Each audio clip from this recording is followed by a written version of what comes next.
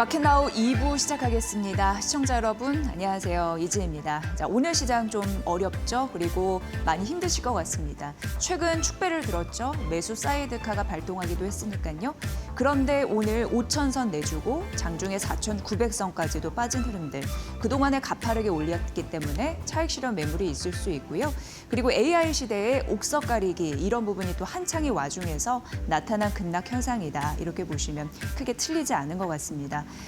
브리핑 통해서 오늘 시장 전체적으로 조망을 해드리겠습니다. 네, 오늘 장 초반부터 매도 사이드카가 울리고 전반적으로 시장을 보면서 한숨 쉬시는 분들이 좀 많은 것 같습니다. 급격히 오른 만큼 급격히 또 빠지는 흐름들.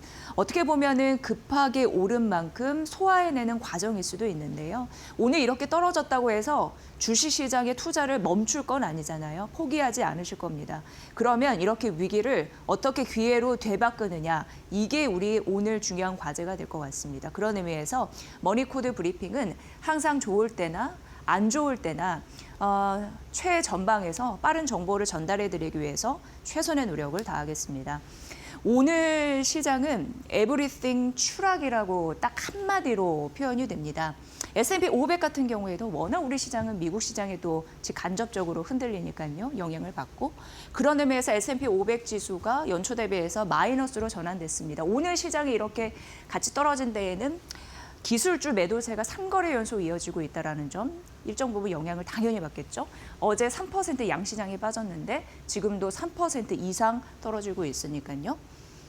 주식시장도 그런데 암호화폐는 더 처참하게 좀 무너지는 모습 듭니다. 어제 머니코드에서 비트코인 관련해서 일정 부분 스티펄 글로벌 자산 기관의 그런 분석도 전해드린 바 있는데요.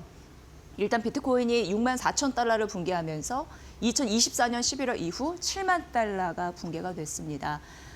은도 16% 떨어졌는데요. 이틀간의 반등을 반납을 했습니다. 그 전일에는 더 뭐랄까 30년 만에 이를 낙폭을 기록했었죠. 최대 30%가 떨어지기도 했고. 그러니까 지속적으로 이렇게 자산군에 대해서 급히 오른 만큼 변동성이 클 수밖에 없다라는 걸 한편으로는 강조해 드리는 거고요.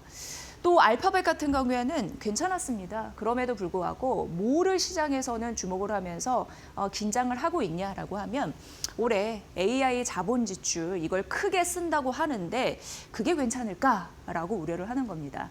그러니까 지금 옥석 가리기 이제는 좀 시작이 됐다라는 걸 알 수 있는 거고요. 근데 시장 일각에서는 사실 돈을 잘 벌 수 있는 성장 모멘텀이 탄탄한 기업 같은 경우에는 이렇게 캐펙스 투자를 늘린다는 건 향후 매출 성장이 얼마나 늘어날 수 있는 걸 가늠할 수 있는 하나의 지표이기 때문에 이런 부분도 봐야 된다라고 얘기하는데 어찌됐건 AI 자본 지출이 너무 큰 거에 대한 부담감을 시장 전반적으로 알파벳뿐만 아니라요. 그걸 느끼고 있다라는 걸 우리는 알 수가 있습니다. 왜냐하면 그런 부분이 아마존도 영향을 받았거든요. 아마존 같은 경우에는 시간 내에서 현재 10% 이상 추락을 하고 있습니다. 올해 293조 투자 소식이 있거든요. 비슷한 얘기잖아요. 투자를 많이 하는데 과연 수익성을 지키겠거니 지킬 수 있겠나에 대한 의문, 이런 부분이 시장 전반적으로 흔들고 있다라고 보시면 될 것 같습니다. 다만 브로드컴 같은 경우에는 올랐습니다. 그러니까 계속 이 AI 시대에 주식이 급격히 오르면서 옥석 가리기가 진행되면서 결국 승자와 패자가 명확하게 갈릴 수 있는 구간이 결국 오는데요. 브로드컴 같은 경우에는 왜 올랐냐? 구글 때문입니다. 구글 성장으로 본인들은 매출을 성장을 견인할 수 있다. 이걸 투자자들이 인식했기 때문이죠. 지속적으로 마켓나우 2부 그리고 머니코드를 봐야 할 이유, 저희가 이런 데이터를 알려드릴 거기 때문입니다. 그래서 차별화되고 있다라는 점을 말씀드립니다. 퀄컴이 떨어졌어요. 근데 이거는 이후에 머니코드 브리핑에서 조금 더 자세하게 말씀드릴 텐데 메모리 부족이 될 것이다라는 부분이 간접적으로 타격을 미쳤거든요. 그렇기 때문에 8% 이상 급락을 했습니다. 실적 가이던스가 낮아지는 그런 영향, 이런 부분도 있었는데 그러니까 메모리, 우리 입장에서 메모리는 탄탄하다는 거를 또 한편으로는 입증하는 겁니다. 그런데 메모리를 원재료로 쓰는 기업 같은 경우에는 메모리 가격이 급등하면서 원재료 가격에 대한 부담 때문에 이후 수익성 악화에 우려를 미친다. 이런 연결 구조를 이해하신다면 이런 부분이 좀 이해가 되실 것 같습니다. 고로 우리나라 메모리 업체에는 큰 타격은 없다. 펀더멘털 이상 무다. 이런 부분을 좀 알려드리고 싶습니다. 에브리띵 추락이라고 해서 경제 지표 하나 좀 말씀드리겠습니다. 고용 시장이 좀 차가워지는 흐름들이 있는데 정리해고 관련해서 2009년 금융위기 이후 1월 기준 최고치를 찍는 흐름들이 나타났습니다. 그리고 특히 12월 구인 건수 같은 경우에도요. 654만 개가 급감했다고 합니다. 이게 2020년 9월 이후 최저치. 경기에 대한 시각, 경제 지표가 저하기 때문에 이런 부분을 좀 보셔야 될 것 같습니다. 다음 페이지 넘어가 보면요. 에브리띵 추락을 어떻게 우리는 극복할 것인가에 대해서 신영증권에서 좀 의미 있는 보고서를 냈더라고요. 그래서 그거를 우리가 인지를 하면서 이렇게 떨어질 때 대비를 해야 된다라는 의미에서 좀 가져와 봤습니다. 시장 구조를 알고 대비하면은 그래도 어느 정도 피난처를 만들 수 있다라는 부분에서 보시면 되는데요. 최근 한 달간 급락이 굉장히 많았습니다. 우리 매도 사이드카 발동했죠. 매수 사이드카가 발동했습니다. 최근. 다시 오늘 매도 사이드카가 발동하고 있습니다. 급히 오른 만큼 급히 추락하고 다시 이런 부분을 반복하면서 5,000포인트 안착하는 그런 또 내공을 쌓을 것으로 예상이 됩니다.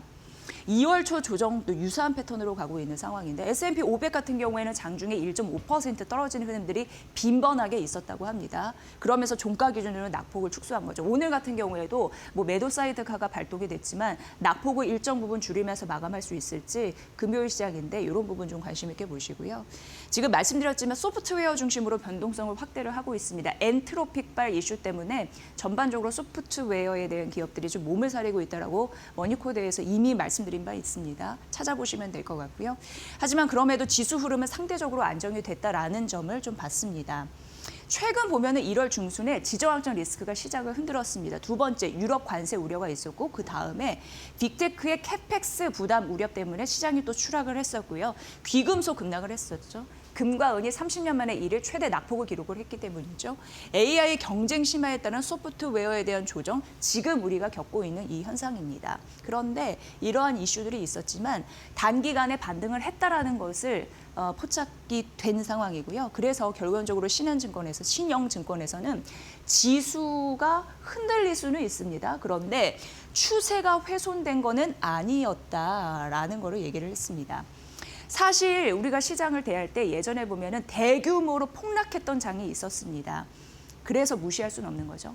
근데 그게 공통된 특징이 있는 게 대규모 경기 침체가 왔을 때 그리고 굉장히 급격한 긴축이 있었을 때 유동성을 쫙 빨아들이면서 순환이 안 될 정도로 피가 마를 정도로 그럴 때 그리고 성장 전망이 많이 떨어졌을 때 이게 동반으로 됐을 때 대규모 폭락장이 왔다라는 부분인데요. 대표적으로 2022년 베어마켓 닷컴 버블 붕괴, 최근 경기 둔화 국면 이런 부분에서 시장은 직격탄을 맞은 바가 있었습니다. 그런데 신영증권에서는 현재 글로벌 성장은 그래도 양호하다라는 점을 비추어서 이때와는 다르다. 이 국면은 아니다라는 걸 얘기를 하고 있습니다. 미국 3분기 성장률 4.4%로 그리고 4분기 같은 경우에는 4% 이상이 될 것으로 지금 전망을 하고 있고요. ISM 제조업 지수 같은 경우에도 2022년 이후 최고 수준이라는 얘기를 하고 있고 유로존 성장, PMI 확장 국면, 독일 같은 경우는 안 좋지만 재정 부양을 하려고 하는 그런 의지 이런 부분을 봤을 때 최악은 아니다 이런 얘기가 하고 있습니다. 지금 시장이 반복되게 급등하고 급락하는 흐름을 보이지만 이것은 약세 신호는 아니다라고 얘기를 하고 있는 거고요. 강한 펀더멘털이 좀 지속되고 있기 때문에 일시적인 조정 국면일 것이다. 이런 언급을 했습니다. 이 시장의 구조에 대해서 알고 대비를 하시면 조금 더 나아지지 않을까. 급락의 장은 지속되는 장은 아니길 바랍니다. JP모건에서 귀금속과 에너지 이런 부분을 언급을 했습니다. 떨어질 때 또 재매수를 고려를 해야 되는 거잖아요. 그런 의미에서 보시면 될 것 같고요. 일단 결론적으로 말씀드리면 귀금속은 매수 타이밍 오케이. 그런데 에너지는 매도 이렇게 좀 언급을 했습니다. 일단 금을 보도록 하겠습니다. 구조적으로 강세는 이어질 것이다라는 가능성을 언급을 했거든요. JP모건이. 금은 연말까지 온스당 6,300달러를 돌파하는 게 목표이다 이렇게 언급을 했습니다. 그러면서 이번 조정은 구조적 강세가 훼손되지 않는 건전한 눌림목이다 이렇게 언급을 했습니다. 중앙은행이 강력한 매수 주체로 각국의 글로벌 중앙은행이 부상을 하고 있는 상황이고 아마 많이들 아실 겁니다. 2022년 대비해서 70% 이상 순매수하는 분들이 있었고요. 그래서 아무래도 강력한 저가 매수세가 붙지 않을까 이렇게 JP모건은 생각하더라고요. 그리고 은 같은 경우에는 온스당 75에서 80달러 정도 바닥을 쭉 형성을 한 이후에 내년 초에 90달러 수준까지 회복할 것이다라고 예상을 했습니다. 그런데 은 같은 경우에는 금보다는 훨씬 단기적으로 변동성은 있습니다. 그래서 이건 투자 유의사항이고요. 중앙은행 같은 경우에도 왜 금은 강력 매수 주체가 있는 반면에 은은 그렇지는 않습니다. 상대적으로 그래서 금 대비해서는 변동폭이 클 수 있다는 점은 투자 유의사항으로 꼭 기억을 하셔야겠습니다. 구리 같은 경우에는 긍정적이더라고요. 왜냐하면 가격에 대한 급등 가능성이 있습니다. 트럼프 대통령 관세 발효 이전에 미국 내의 수입을 자극할 수 있다는 거죠. 그러니까 관세로 때리기 전에 이전에 우리가 구리를 좀 확보하자. 그럼 수요가 붙을 가능성이 있기 때문에 가격이 늘 가능성, 급등할 가능성이 있다는 점이고요. JP모건에서는 구리는 단기적으로 톤당 12,500달러 수준을 지지할 것이라고 얘기하면서 2분기 이후 수요가 더 붙을 것으로 예상을 했습니다. 그러면서 15,000달러 급등할 것이다라는 예상. 그래서 금과 상대적으로 구리는 긍정적으로 봤고 그다음이 은이다. 이렇게 보시면 될 것 같고요. 에너지는 보수적으로 보셔야 될 것 같습니다. JP모건의 의견은 공급 과잉 우려가 있기 때문입니다. 이렇게 얘기를 했습니다. 일단 원유 같은 경우에는 지금 이란 관련 지정학적인 긴장은 지속이 되고 있습니다. 그래서 약 7달러 정도 프리미엄이 붙을 가능성은 있는데 그런데 미국의 중간 선거 이게 좀 있습니다. 그렇기 때문에 지정학적 리스크를 장기화할 수 없다라는 거. 그런 이해, 그런 셈법, 그런 부분이 있고 올해 공급이 증가하는데 수요 3배를 웃돌 것으로 보입니다. 공급이 는다는 거, 가격적인 부분에서 그렇게 좋은 일은 아닙니다. 그렇기 때문에 수요의 3배를 넘는 거니까 공급이. 그래서 펀더멘털을 약하다라고 본 겁니다. 일단 원유는 그렇고요. 천연가스 같은 경우에도 굉장히 힘들 것 같아요, 지금. 왜냐하면 1월 한파나 저장용 부족 때문에 천연가스가 급등하는 흐름들이 있었지만 예상외로 지금 따뜻한 거예요. 그래서 온화한 날씨 전망에 급락하는 흐름들이 있는데 그래서 결과적으로 이런 원자재 시장 볼 때는 결국 금과 구리 정도 보시면 되겠다. 이렇게 정리해 볼 수 있겠습니다. 우리가 시장이 흔들릴 때 대비해야 될 전략에 대해서 일단 알려드렸고요. 이후 머니코드에서 또 다른 전략 세워드리겠습니다. 지금 한 10시 12분 정도 지나고 있는데요. 시장 상황 분석하고 나서 머니코드 이어갑니다. 김민주 캐스터 받아주세요. 네, 오늘 우리 시장이 좀 쉬어가는 분위기를 이어가고 있습니다. 어제에 이어서 2거래일 연속 약세 흐름을 이어가는데요. 코스피 같은 경우에는 장 초반에 매도 사이드카까지 발동이 되면서 5천선을 내려놓는 흐름을 보였습니다. 다만 현재 시간 기준으로는 그래도 낙폭을 조금씩 회복하면서 5천선 위로 올라와 주긴 했는데요. 현재 시간 트레이딩뷰를 통해서 업종별 종목별 등락률 살펴보도록 하겠습니다. 오늘 상승하는 종목보다 하락하는 종목의 수가 압도적으로 많은 하락장입니다. 지금 미국에서 불거진 AI 수익성 우려에 반도체 투톱뿐만 아니라 AI 밸류체인 전반이 쉬어가고 있는데요. 삼성전자와 SK하이닉스 그리고 2차 전지 관련주들도 쉬어가고요. 현대차 그룹주, 로봇 관련주들도 일제히 쉬어갑니다.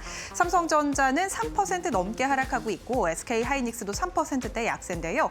다만 장 초반 4%에서 5% 넘게 빠졌던 것에 비교하면 그래도 낙폭을 조금씩 축소하고 있다라는 점은 긍정적입니다. SK하이닉스는 80만 원 선 재회복에 성공했고요. 삼성전자는 여전히 15만 원 선에서 움직이고 있는 상황입니다. 그리고 오늘 원전주들도 일제히 하락하고 있습니다. 두산 에너빌리티 3% 넘게 밀리고 있고요. 한국전력도 3%대 약세입니다. 일단 원전 관련해서는 한미 간 원전 협상이 이루어질 것이라는 기대감이 있었는데요. 지금 미국의 방미길에 오른 이 대부분의 장관들이 어제자로 다시금 귀국을 했습니다. 여기서 그다지 큰 합의가 없었다라는 소식이 나오면서 일단은 관련된 종목들이 조금 하락세가 붙고 있는 상황이고요. 오늘 두산 에너빌리티 장 초반에 5% 넘는 급락세를 보이기도 했는데 그래도 낙폭을 조금은 줄였습니다. 2차 전지 관련주들도 일제히 쉬어가는 가운데 LG 에너지솔루션 3%대 하락이고요. 삼성 SDI도 5% 넘게 하락하고 있습니다. 방산주들도 전반적으로 약세입니다. 한화 에어로스페이스가 5.87%가량 하락하고 있고요. 한화 시스템도 6% 넘게 밀리는데요. 일단 한화 에어로스페이스 같은 이 방산주 같은 경우에는 미국과 우크라이나, 러시아 간 3자 회담이 어제자로 진행이 됐었죠.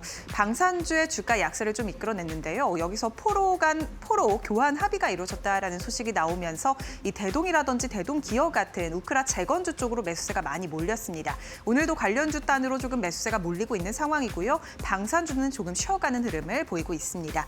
하나솔루션은 7% 넘게 오르고 있는데요. 약세장 속에서도 이 실적에 대한 기대감이 붙고 있는 종목들 위주로 오름세를 보이고 있습니다. 하나솔루션, 올해 흑자 전환을 할 것이라는 증권가의 코멘트가 나왔고요. 이에 따라 오늘 7%대 강세 탄력 붙고 있습니다. 그리고 어제 호실적을 발표했던 KB금융도 7% 넘는 상승 중인데요. 장 초반부터 지금까지 오름폭을 계속해서 키우고 있는 상황입니다.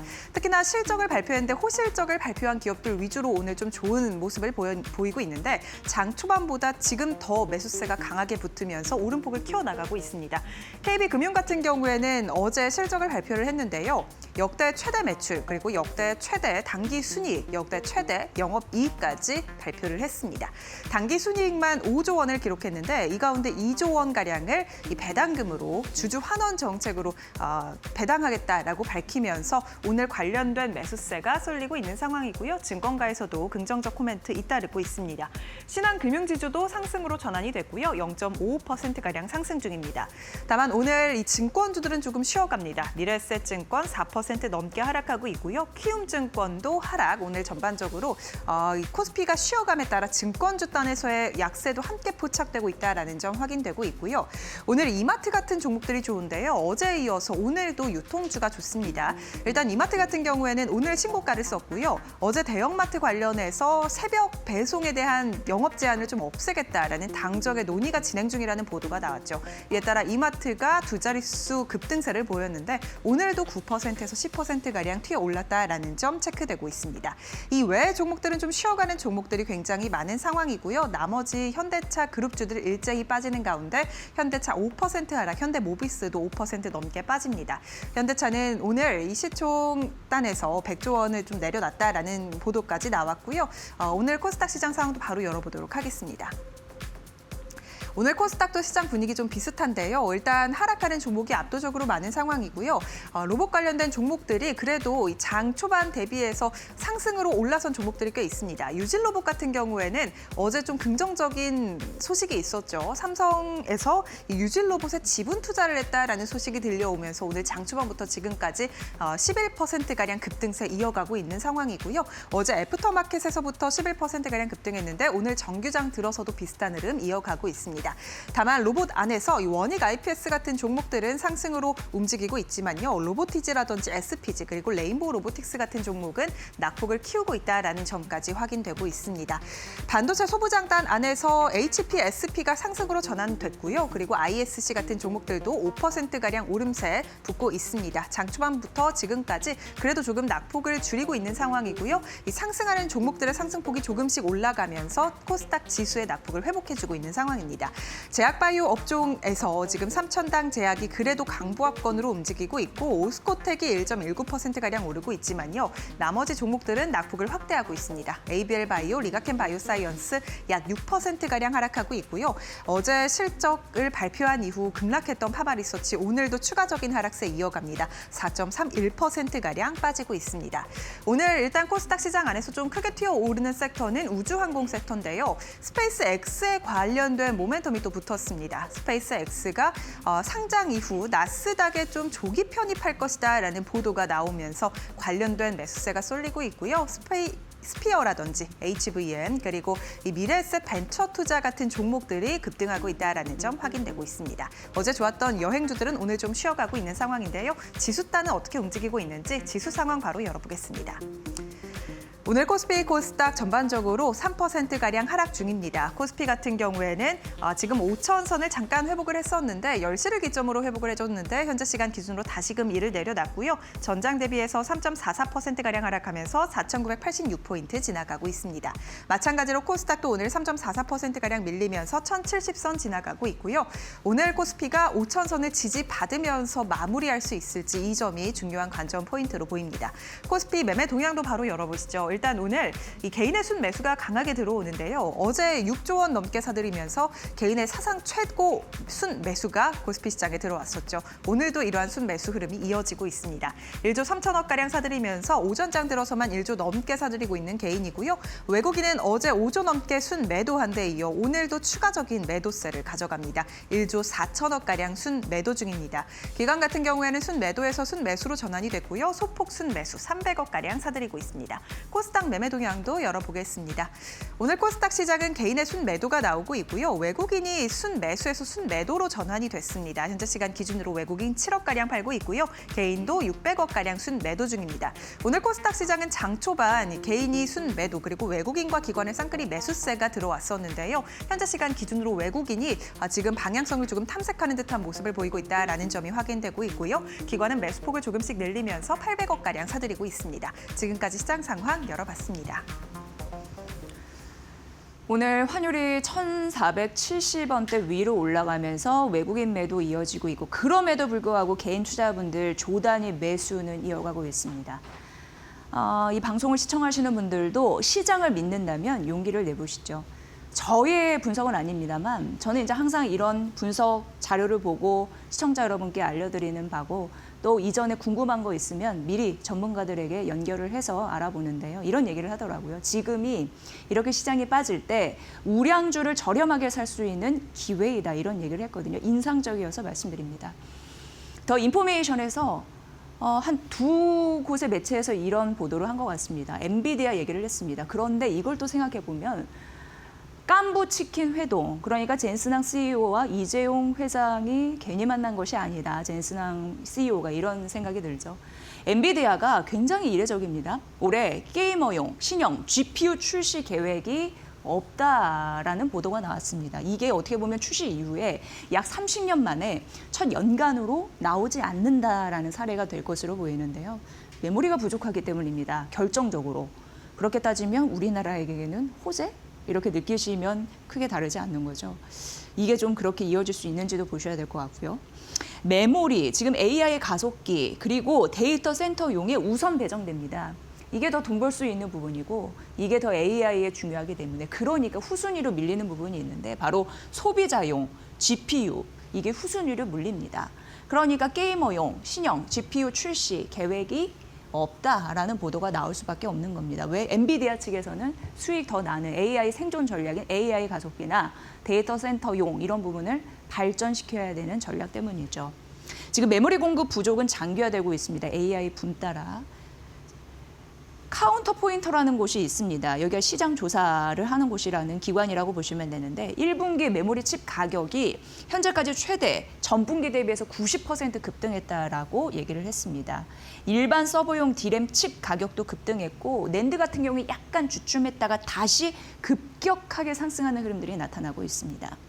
서버용 메모리, PC용 메모리로 나눠서 또 분석을 해놨던데요. 잠시 살펴드리면 서버용 메모리는 1분기 평균이 90%, 2분기 추가적으로 20%더 여력이 있다라는 부분이고 PC용 메모리 같은 경우에도 1분기 최대 100%, 2분기 추가적으로 20% 최대 추가적으로 오를 가능성이 있다라고 예상을 했습니다. 그러면서 여기 써놓은 삼성전자, SK 하이닉스, 마이크론, 작년에 실적이 거의 대박이 났잖아요. 올해도 그럴 것으로 예상이 되는데 수익성에 대한 긍정적인 시도들이 지속적으로 나오고 있는 거고요. 지금 앞서서 잠시 언급해드렸지만 퀄컴 같은 경우에 지금 8% 급락해서 마무리가 됐잖아요. 여기에서 메모리 부족 현상 때문에 수익성이 낮아질 것이다라는 그런 우려 때문이었습니다. 이 얘기인즉슨 메모리의 몸값은 지속적으로 치솟는다라는 점에서 메모리 공급 업체들은 갑 중에 갑이겠네라는 걸 우리가 인지하게 됩니다. 중요한 이슈 같아서 알려드렸고요. 에코프로비엠 그리고 LNF 분석을 좀 해드릴 텐데 에코프로비엠 항상 이 분석 볼 때 하나증권의 분석 리포트를 보게 되더라고요. 워낙 이쪽에 요 연구원이 좀 회자가 많이 됐었고 그리고 유명하기 때문이죠. 그런데 오늘 그 대부분이 에코프로비엠을 분석을 했거든요. 국내 증권사가. 그런데 하나증권에서는 이거를 장기적인 관점에서 봐야 된다라고 하면서 일부 보수적인 입장을 취했습니다. 그래서 좀 알려드리겠습니다. 일단 긍정적인 부분은 포착이 됩니다. 당연히 분기에 매출이 점진적으로 늘어나고 있고 앞으로도 그럴 가능성에 대해서 언급을 했던데 왜냐하면 유럽 완성차 배터리 재고 이런 부분이 조정이 마무리가 되고 메탈 가격이 오르기 때문에 분기 매출은 지속적으로 좋지 않을까에 대한 긍정론 이런 부분은 있고요. 또 출하량 회복도 괜찮을 것이다라는 가능성에 진입을 했습니다. 왜냐하면 2년 전, 그러니까 24년도 같은 경우에는 40% 급감했는데 작년에 5% 플러스 됐고 올해 같은 경우에는 10%로 회복 국면에 진입 했기 그리고 할 것이기 때문입니다. 1분기 그런데 문제는 적자 전환이 불가피하다라고 하나증권에서는 얘기를 하고 있습니다. 영업 손실이 한 40억 원 가까이 날 것으로 보이더라고요. 왜냐하면 5개월 만에 적자 전환이 불가피하다라는 부분이었습니다. 이걸 보시면 되는데 그럼에도 불구하고 주가 하락 압력은 제한적이다라고 생각하면서 작년 7월에 하나증권에서 투자 의견을 매수로 상향했다라고 얘기를 했거든요. 그런데 지금은 왜 약간 보수적으로 보냐면 현재 주가가 상승 시나리오를 많이 반영해서 올랐기 때문이다 이렇게 언급을 했습니다.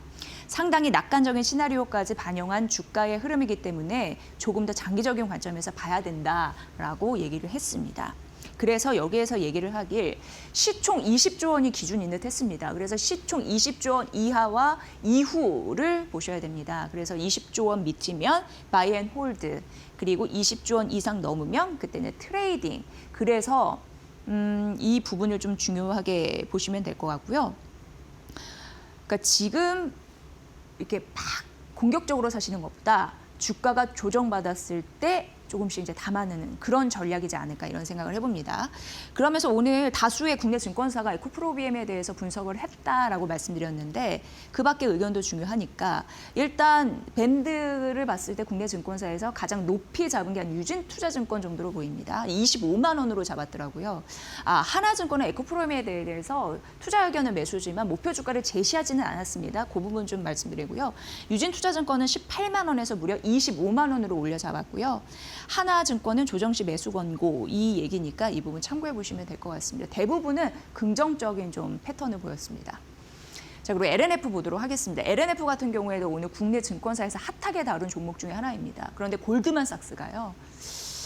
이게 좀 수익성은 개선됐는데 목표 주가를 85,000원으로 현재가 대비해서 훨씬 낮게 그러면서 뭐 중립은 유지한다 이런 의견을 피력을 했습니다. 그러면서 여기서 얘기하는 건 현재 주가가 ESS 강세라는 성장론을 상당 부분 미리 반영했기 때문에 이렇게 얘기를 했더라고요. 일단 4분기 영업이 괜찮았거든요. 수익성이 개선되는 흐름들이 LNF에서는 있었습니다. 왜냐하면 리튬 가격이 올랐기 때문에 재고 평가 관련해서 그런 부분이 779억 원이 좀 환입이 됐거든요. 그래서 이제 긍정적이었는데 그러나 골드만삭스에서는 LNF 수익성에 여전히 의문이 있다라고 얘기를 했습니다. 너무 종속되어 있다라고 언급을 한 거고요. 그런데 우리가 또 한편으로 생각해 보면 LNF는 작년에 양극재 대부분 출하량이 감소했는데 LNF는 안 그랬거든요.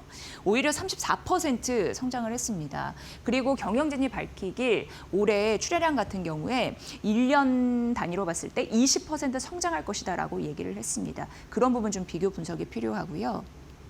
46 시리즈 같은 경우에도 4분기 양극재 출하 시작을 하는데 어떻게 보면은 국내 기업 중에서 가장 공격적으로 그런 부분 할 수 있는 게 또 LFP 양극재 이런 부분이기도 하지만 앞으로 보셔야 될 것 같고 휴머노이드 로봇 등 고밀도 배터리 굉장히 중요하잖아요. 앞으로 그런 부분에서 신산업 확장 가능성도 있기 때문에 눈여겨볼 점은 있다라는 부분은 좀 명시를 했습니다.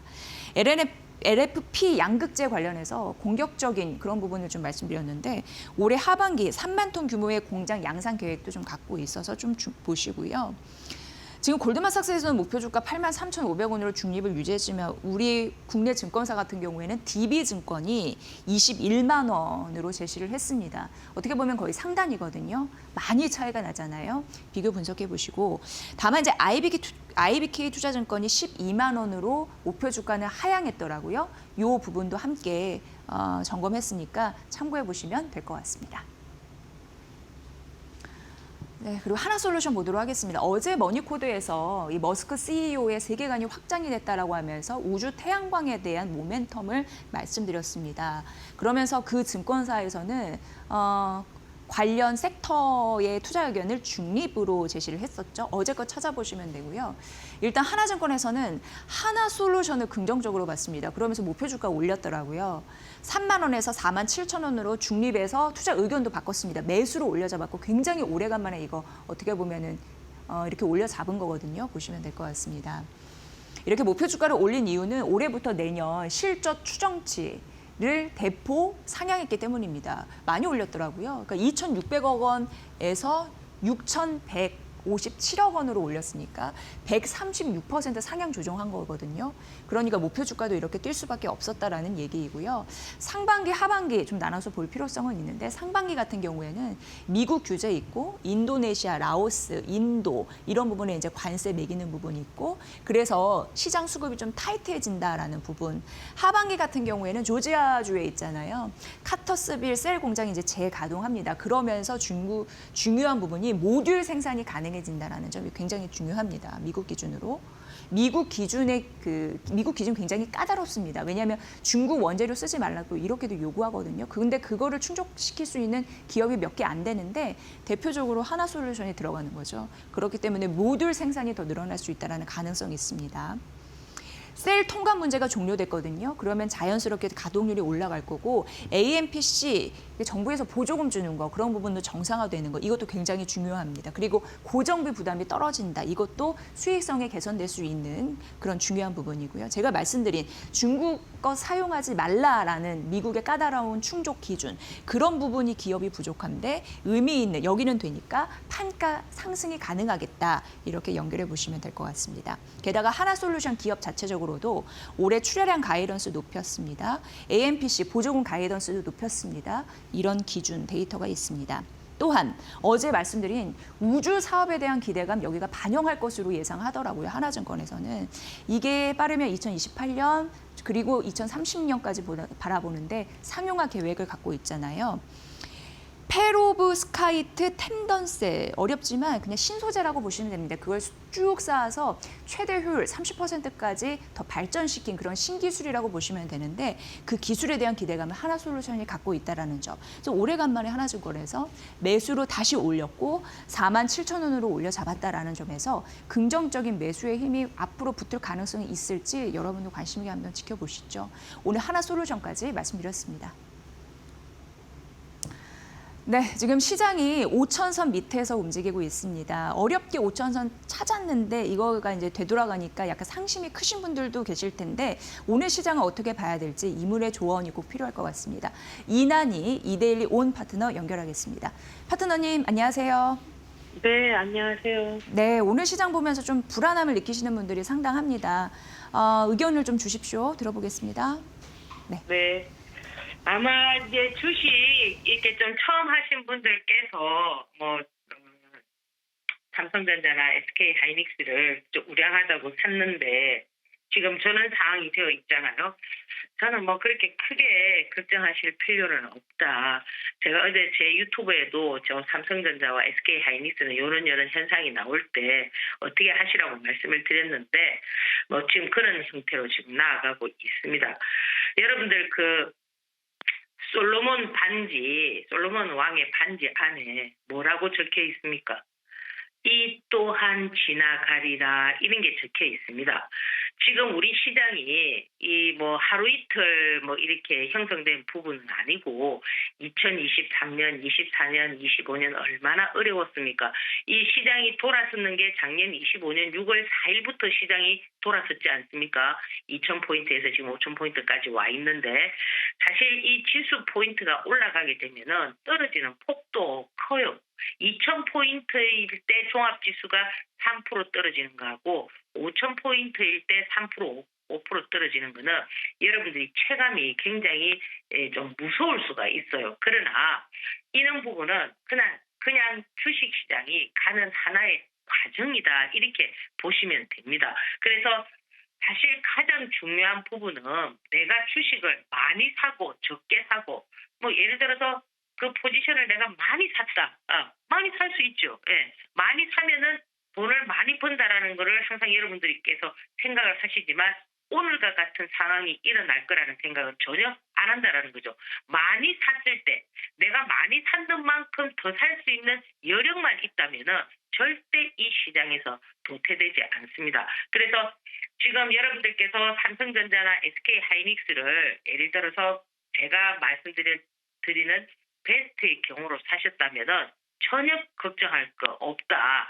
그러나 그저 여러분들께서 조금 욕심이 가해가지고 내가 좀 워스트의 형태로 샀다 이러면은 뭡니까? 이 또한 지나가기 때문에 기다려야 된다. 지금 라인은 여러분들 작년 11월 달, 그죠?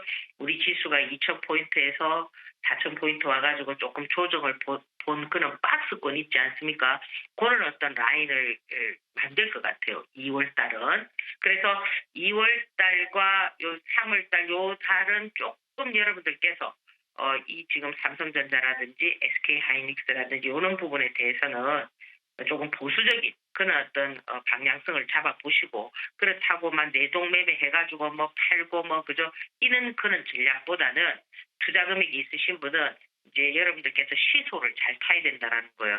그러니까 지금 월요일 날 주가가 하이닉스가 폭락했을 때 다음날 바로 당겨주니까 지금 여러분들께서도 오늘도 어제도 마찬가지. 어제도 그렇게 믿으면 사면 오늘 당겨주겠지. 오늘도 사면은 당겨주겠지라고 해서 지금 개인들이 오늘 현재 시간에도 1조 5천억 정도가 지금 매수가 들어오고 있고 어제도 6조가 넘는 매수가 들어왔습니다. 그러면 시장이라는 거는 우리가 기술적인 흐름을 전혀 간과해서는 안 되는데 기술적 흐름으로 봤을 때는 이미 지금 시장이 약간 무너져 있는 그런 상태입니다. 그렇기 때문에 이거를 단순하게 그저 우리가 앞에서처럼 5일선이 살아있을 때처럼 조정 보고 다음날 반등 주고 이런 부분으로 생각하시면 안 되고요. 더구나 지금 시장에서는 항상 시장이 상승할 때 가는 종목이 있고 시장이 하락할 때 가는 그런 종목이 있습니다. 오늘 지금 시장이 하락할 때 가고 있는 종목이 뭐냐면 양지사라든지 신라섬유라든지 이런 품절주라든지 신규 종목이라든지 뭐 부동산 관련한 상표 시멘트라든지 이런 종목들이 움직이고 있다라는 것은 그런 애들이 지금 하단부에서 어떤 라인을 추세를 만들고 지표가 조금 살아있는 모습이거든요. 그래서 지금 방향성이 지금 SK하이닉스가 못 가면은 지금 방금 전에 말씀드렸던 이런 종목들이 움직이고 양지사나 신라섬유가 움직이고 양지사나 신라섬유가 지금 완전히 죽어가는 모습이 아니라는 것은 시장이 완전 추세대에서 아직 완전한 그 추세대를 올라서지 못했기 때문에 얘들은 시소를 탈 겁니다. 그래서 여러분들께서 그저 다소 조금 힘든다 하더라도 제가 방금 전에 말씀드렸던 시간이 지나면 또 이 또한 지나가게 되어 있습니다. 그 불과 뭐 제가 봤을 때는 명절 지나고 나면은 한 3월 한 뭐 초순이나 중순쯤 되면은 또다시 어떤 포지션을 잡을 수가 있기 때문에 그때까지는 겸허하게 시장을 딱 바라보는 그런 전략이 바람직하고요. 그러면 시장에서 종목이 전혀 없느냐? 그게 아니죠. 시장의 방향이 딱 잡히고 나야 하락 방향이냐 상승 방향이냐 조정이냐에 따라서 종목이 시장에서 또 새로운 종목들이 나오게 되어 있습니다. 그래서 그런 부분들을 좀 지켜보는 전략이 요 지금 설날 전후로 해서 만들어지는 현상이기 때문에 오늘도 여러분들께서 그저 너무 뭐 겁먹지 마시고 차분하게 이렇게 시간을 보내다 보면은 저는 반드시 더 좋은 결과가 있지 않겠나 이렇게 생각을 합니다. 자, 일주일 동안 수고 많이 하셨고, 그죠? 이 주식 때문에 너무 여러분들께서 노고가 많으신 것 같은데 조금만 인내하는 뭐 그런 전략 한번 펼쳐보시기 바랍니다. 감사합니다. 네, 이난희 파트너님, 이 또한 지나가리라 라고 말씀하셨는데 지나가는 과정에서 함께해 주셔서 감사합니다. 고맙습니다. 예, 감사합니다. 네, 이난희 이데일리 온 파트너였습니다. 자, 바로 이어지는 전략 가보도록 하겠습니다. ETF 전략 굉장히 궁금하실 텐데 전격 분석해 드립니다. 잠시만요.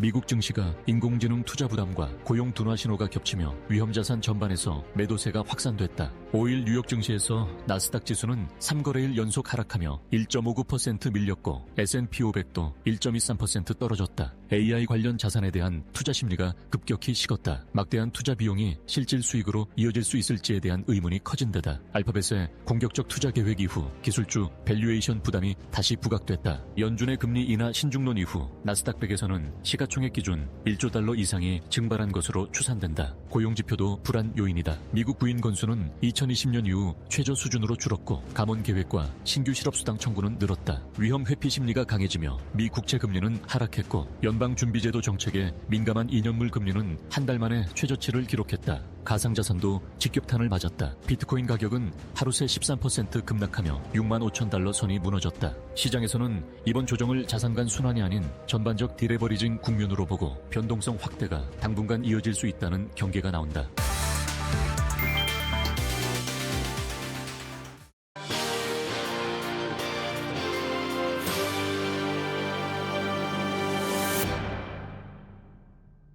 지수가 급격하게 오르면서 ETF에 더욱 관심 가지시는 분들 굉장히 많으셨을 것 같은데요. 오늘 그 매도 사이드 카드 발동되고 많은 분들이 이제 궁금하시는 부분이 있을 겁니다. 그걸 딱 여쭤보도록 하겠습니다. 최창규 미래에셋 ETF 리서치 본부장님 모셨습니다. 어서 오세요. 예, 안녕하세요. 밖에 네. 엄청 춥더라고요. 네, 주식시장도 또 모신 날이 또 매도 네. 사이드카가 발동된 이 그러게요. 날이어가지고 그러게요. 근데 시장 어떻게 일단 보시는지부터 여쭤볼게요. 결국은 예. 두 가지인 것 같습니다. 시장은 최근에 너무나 오르긴 올랐지만 가파르게 올랐다 또는 빠르게 올랐다라는 부분들이 최근에 조정을 말씀을 드리고 있는 것 같고요.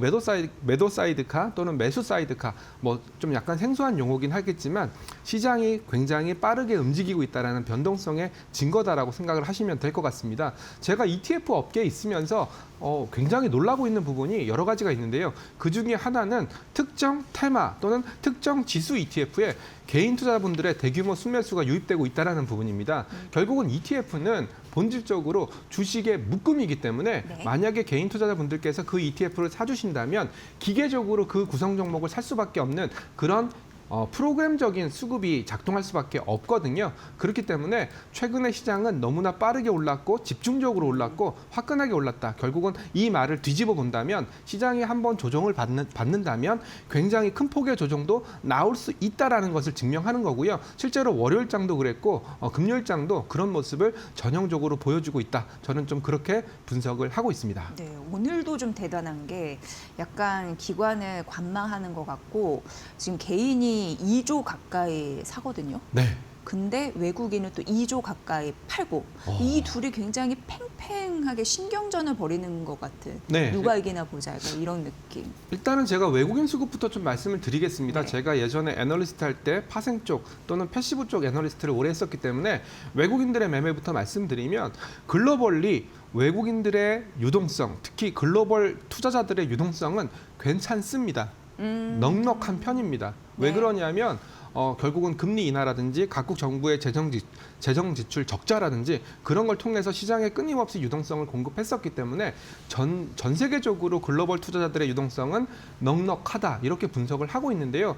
비단 우리나라에서만 외국인들의 현물 매도가 나타나고 있습니다. 결국 이런 것들을 뜯어본다면 패시브적인 측면, 즉 한국을 사는 외국인들도 있겠지만 그 외국인에 비해서 개별 종목을 파는 외국인들이 훨씬 더 많다 이렇게 분석을 할 수밖에 없거든요. 그리고 또 한 가지 또 유념해 보셔야 될 게 저는 선물 쪽도 많이 보고 있는데 어제도 외국인들의 선물 매도가 굉장히 많이 나왔었습니다. 네. 그렇게 본다면 전 세계적으로 넉넉한 유동성 그래서 한국 쪽으로 자금이 흘러들 수 있는 그런 환경이지만 외국인들 특히 한국 개별 종목 쪽으로 포커싱을 맞춘 외국인들 쪽에서는 좀 이익 실현, 적극적인 이익 실현에 나서고 있는 게 아닌가 저는 그런 의심을 해보고 있습니다. 그런데다가 외국인들의 선물 매도가 강력하게 진행이 됐었기 때문에 외국인들 쪽에서는 선물이라는 것은 미래 가격에 대한 배팅이거든요. 결국은 조금 더 팔 수 있는 룸이 있다. 그래서 외국인들의 한국 현물 매도는 좀 더 출회될 수 있다라고 분석을 하고 있습니다.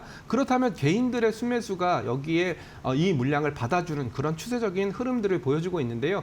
결국은 고객예탁금이 110조 원을 넘고 있는 상황에서 개인 투자자분들께서는 상당 부분 어느 정도 수익을 달성한 상황이기 때문에 좀 여유 있게 아니면은 넉넉한 실탄을 바탕으로 좀 확신한 컨빅션을 가지고 대응을 하고 있다 이렇게 분석을 하고 있고요. 일단 정리해서 말씀드리면 외국인들 쪽에서는 추가적인 현물 매도가 나타날 가능성이 높다. 5,000포인트 이상에서는 추가적인 현물 매도가 나타날 가능성이 높다. 그렇지만 개인들은 최근에 수익률도 괜찮고 그리고 넉넉한 실탄, 고객 예탁금을 바탕으로 해서 추가적으로 저가 매수에 대응할 가능성도 충분하다. 그래서 누가 이기는지는 모르겠지만 이런 대응 국면은 다음 주에도 계속될 가능성이 높다라고 판단하고 있습니다. 네.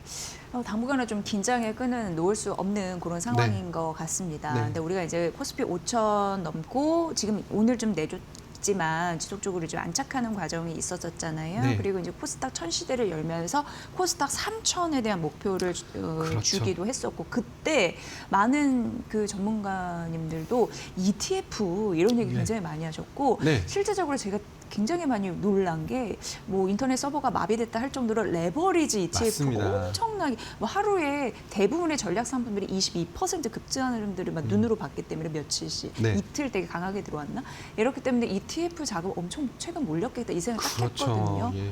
제가 네. 숫자적으로 좀 말씀을 드릴게요. 네. 1월 한 달간 코스닥 150 ETF는 삼성자산과 미래자산 이 두 회사가 대표적인데요.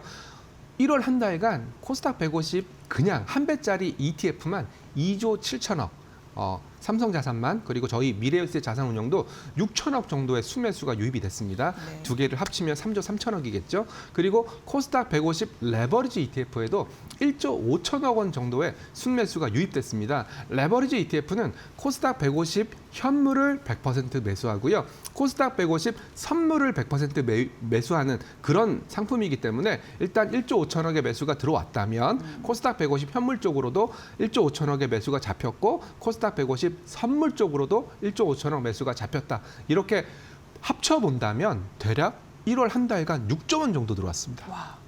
네. 여태까지 이랬던 적은 없었고요. 6조 원 정도. 유일무예요? 예? 최근 유일무예요? 1월 달에. 1월 달에. 네.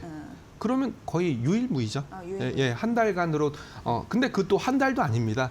엄밀하게 따지면 그쵸. 한 2주 상간에 이렇게 대규모 매수세가 들어왔고요. 코스닥 150을 잘 아시겠지만 2차 전지, 바이오, 반도체 소부장, 로봇 이렇게 구성되어 있습니다. 1등부터 10등까지는 우리가 알만한 종목들이지만 11등부터 150등까지는 글쎄요. 그렇게 개인 투자자분들이 많이 알만한 종목도 많이 없는 데다가 수급, 즉 거래량이 많지 않은 종목들이 집중되다 보니까 기계적인 ETF 자금들이 들어오면서 6조 원 정도가 코스닥 150에 집중되는 바람에 코스닥 150에 급등세가 연출됐다. 이렇게 볼 수가 있고요. 저도 한편으로 본다면 ETF 쪽으로 돈이 들어오고 있기 때문에 ETF의 한 사람으로서 흐뭇하긴 하지만 걱정되는 부분도 있습니다. 걱정되는 부분은 결국은 밸류에이션. 네. 과연 코스닥 150의 밸류에이션이 이렇게 많은 수급 그리고 이렇게 높아진 가격을 정당화할 만큼 펀더멘탈적인 측면이 부합하느냐 이런 부분들에 대해서 저도 약간 의구심을 갖고 있는 입장이거든요. 근데 2월 들어서는 시장이 들쑥날쑥하니까 더 이상 1월처럼 코스닥 150 ETF를 중심으로 강력한 매수세가 들어오진 않고 있습니다. 네. 그러면 코스닥 150은 조정을 받을 수밖에 가능성이 있군요. 없겠죠. 그래서 일단은 현실적인 측면, 그리고 이론적인 측면, 그리고 펀더멘탈적인 측면 이 세 가지를 한꺼번에 보실 필요가 있다. 그래서 저는 이런 말씀을 드려요. 뭐 제가 ETF 전문가긴 하지만 다시 코스닥 150 ETF 쪽으로 자금이 유입되는 걸 확인하시고 코스닥 150을 접근하시라. 이렇게 말씀을 드리고 있습니다. 네. 그리고 잠시 이제 레버리지 상품에 대해서 언급을 해드렸는데 지금 가만히 우리 시장을 보면은 뭐 사실 이제 쭉 잘 갔으면 하는 바람이죠. 대한민국에 어떻게 보면은 경제 방송하는 사람으로서. 그런데 최근의 흐름을 보면은 매도 사이드가 발동됐다가 그렇죠. 매수 사이드가 발동됐다가 오늘 매도 사이드가 또 발동되니까 네. 변동성이 큰 거잖아요. 네, 근데 그렇습니다. 레버리지 상품은 변동성 2배 곱하기 2. 그렇죠. 네, 근데 이게 정부에서 레버리지 ETF 정책에 대해서 운영 의지가 있잖아요. 이게 어떤 파장을 미칠지 좀 네. 궁금하게. 근데 사실 ETF 종사자 분에게 이 얘기를 하는 게 맞는지 모르겠습니다. 아닙니다, 그래도 저희도. 솔직한 답변 궁금합니다. 일단 현재까지 진행 사항을 좀 말씀드릴게요. 네. 한국에서는 ETF라는 상품은 기초 지수에 대한 요건이 있습니다. 자본시장법에서 규정을 하고 있는데요. ETF도 뒤에 F가 붙었기 때문에 펀드입니다. 그래서 10개 종목 이상으로 구성하십시오라는 자본시장법상의 규정이 있고요. 그리고 한 개 종목의 비중은 얼마까지가 리밋입니다라는 또 비중에 대한 리밋이 있습니다. 이런 상황에서 개별 종목 ETF라는 것은 나올 수가 없습니다. 법령을 개정하기 전까지는요. 왜 그러냐면 개별 종목 레버리지 ETF는 일단 기초지수가 있어야 되는데 개별 종목 레버리지이기 때문에 기초지수에 해당되는 종목이 한 개입니다. 앞서 제가 10개 종목 이상으로 구성돼야 된다라고 말씀을 드렸던 거 기억하시면 한 개는 지수를 만들 수가 없거든요. 근데 최근에 자본시장법 개정안이 발의가 됐습니다. 우량한 종목일 경우에는 네. 한 개 종목이라도 가능하다. 이런 식으로 자본시장법 개정안이 올라왔기 때문에 아마 뭐 의견 청취 기간이 3월 11일까지니까 이게 끝나고 업계 의견을 수렴해서 아마 빠르면 4월 달, 5월 달 정도에 개별 종목 레버리지 ETF가 나올 거다라고 생각을 하고 있고요. 종목에 대해서도 아직까지 정해진 게 없습니다. 네. 뭐 시장에서는 삼성전자 레버리지가 나올 거다, 하이닉스 레버리지가 나올 거다, 아니면은 시장 대표 종목들은 레버리지 ETF를 내야 된다. 뭐 이런 의견들이 설왕설래 지금 의견 수렴 단계고요. 아마 개인적인 의견으로는 삼성전자나 하이닉스 정도는 레버리지 ETF가 나오지 않을까 생각을 하고 있습니다. 앵커님께서 말씀하신 대로 네. 레버리지 ETF는 2배짜리 레버리지 ETF이기 때문에 이런 가정을 드리기 좀 무섭지만 삼성전자가 하한가를 2번 맞아버리면 30%, 60%이지 않습니까? 네, 네, 네. 곱하기 2 하면 120%입니다. 네. 즉 레버리지 ETF는 하한가 2번이면 원금이 사라지는 그런 고리스크 상품이기 때문에 정부 당국도 알고 있어요. 그래서 투자자 교육이라든지 아니면 온라인 교육 이수라든지 그리고 기본 예탁금이 있습니다. 1,000만 원의 기본 예탁금이라든지 이런 장치들을 통해서 투자자들의 리스크를 좀 제한하려고 하고 있다. 아니면 투자자의 리스크를 어느 정도 방어하려고 하고 있다. 그렇지만 분명히 그런 상품들이 등장을 하게 된다면 말씀하신 것처럼 개별 종목의 변동성도 커질 거예요. 그렇죠. 왜냐하면 네. 레버리지 ETF는 주식과 선물로 구성되어 있기 때문에 또 선물에서 발생하는 프로그램 매매, 우리가 얘기하고 있는 매도 사이드카, 매수 사이드카, 이게 다 프로그램 매매와 관련된 거거든요. 이런 일들이 굉장히 왕왕 일어날 수 있으니까 그런 부분들은 충분히 유념을 하셔야 되고요.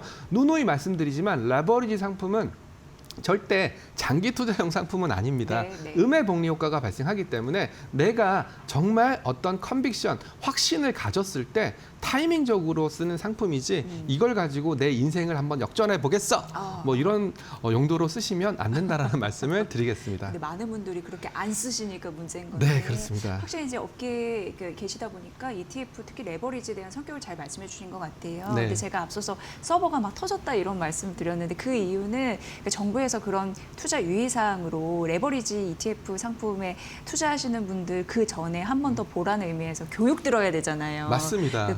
최근에 지수가 막 가파르게 오르니까 그 교육 듣고 레버리지 투자 상품 할 수 있으니까 ETF. 거기서 네. 인터넷 서버 터졌다 바로 그 말입니다. 네, 참고로 네. 레버리지 ETF를 거래하기 위해서는 금융투자협회에서 레버리지 ETF 교육 과정을 이수하셔야 되고요. 그리고 제가 아는 범위에 대해서 말씀드리면 이렇게 단일 종목으로 구성된 ETF는 제가 앞서도 ETF가 맞냐라는 말씀을 드렸지 않습니까? 그래서 일단 언론 보도에 따르면 ETF라는 명칭은 못 쓴다. 네, 그래서 개별 종목 레버리지 상품. ETF 안 들어가고. 예, ETF라는 예, 것은 예. 펀드이기 때문에 펀드는 분산이거든요. 그래서 아마 일단 언론에서 나오기로는 개별 종목 레버리지 상품 뭐 이런 식의 이름을 쓴다라고 알려져 있으니까 그것도 유념하시면 좋을 것 같습니다. 네.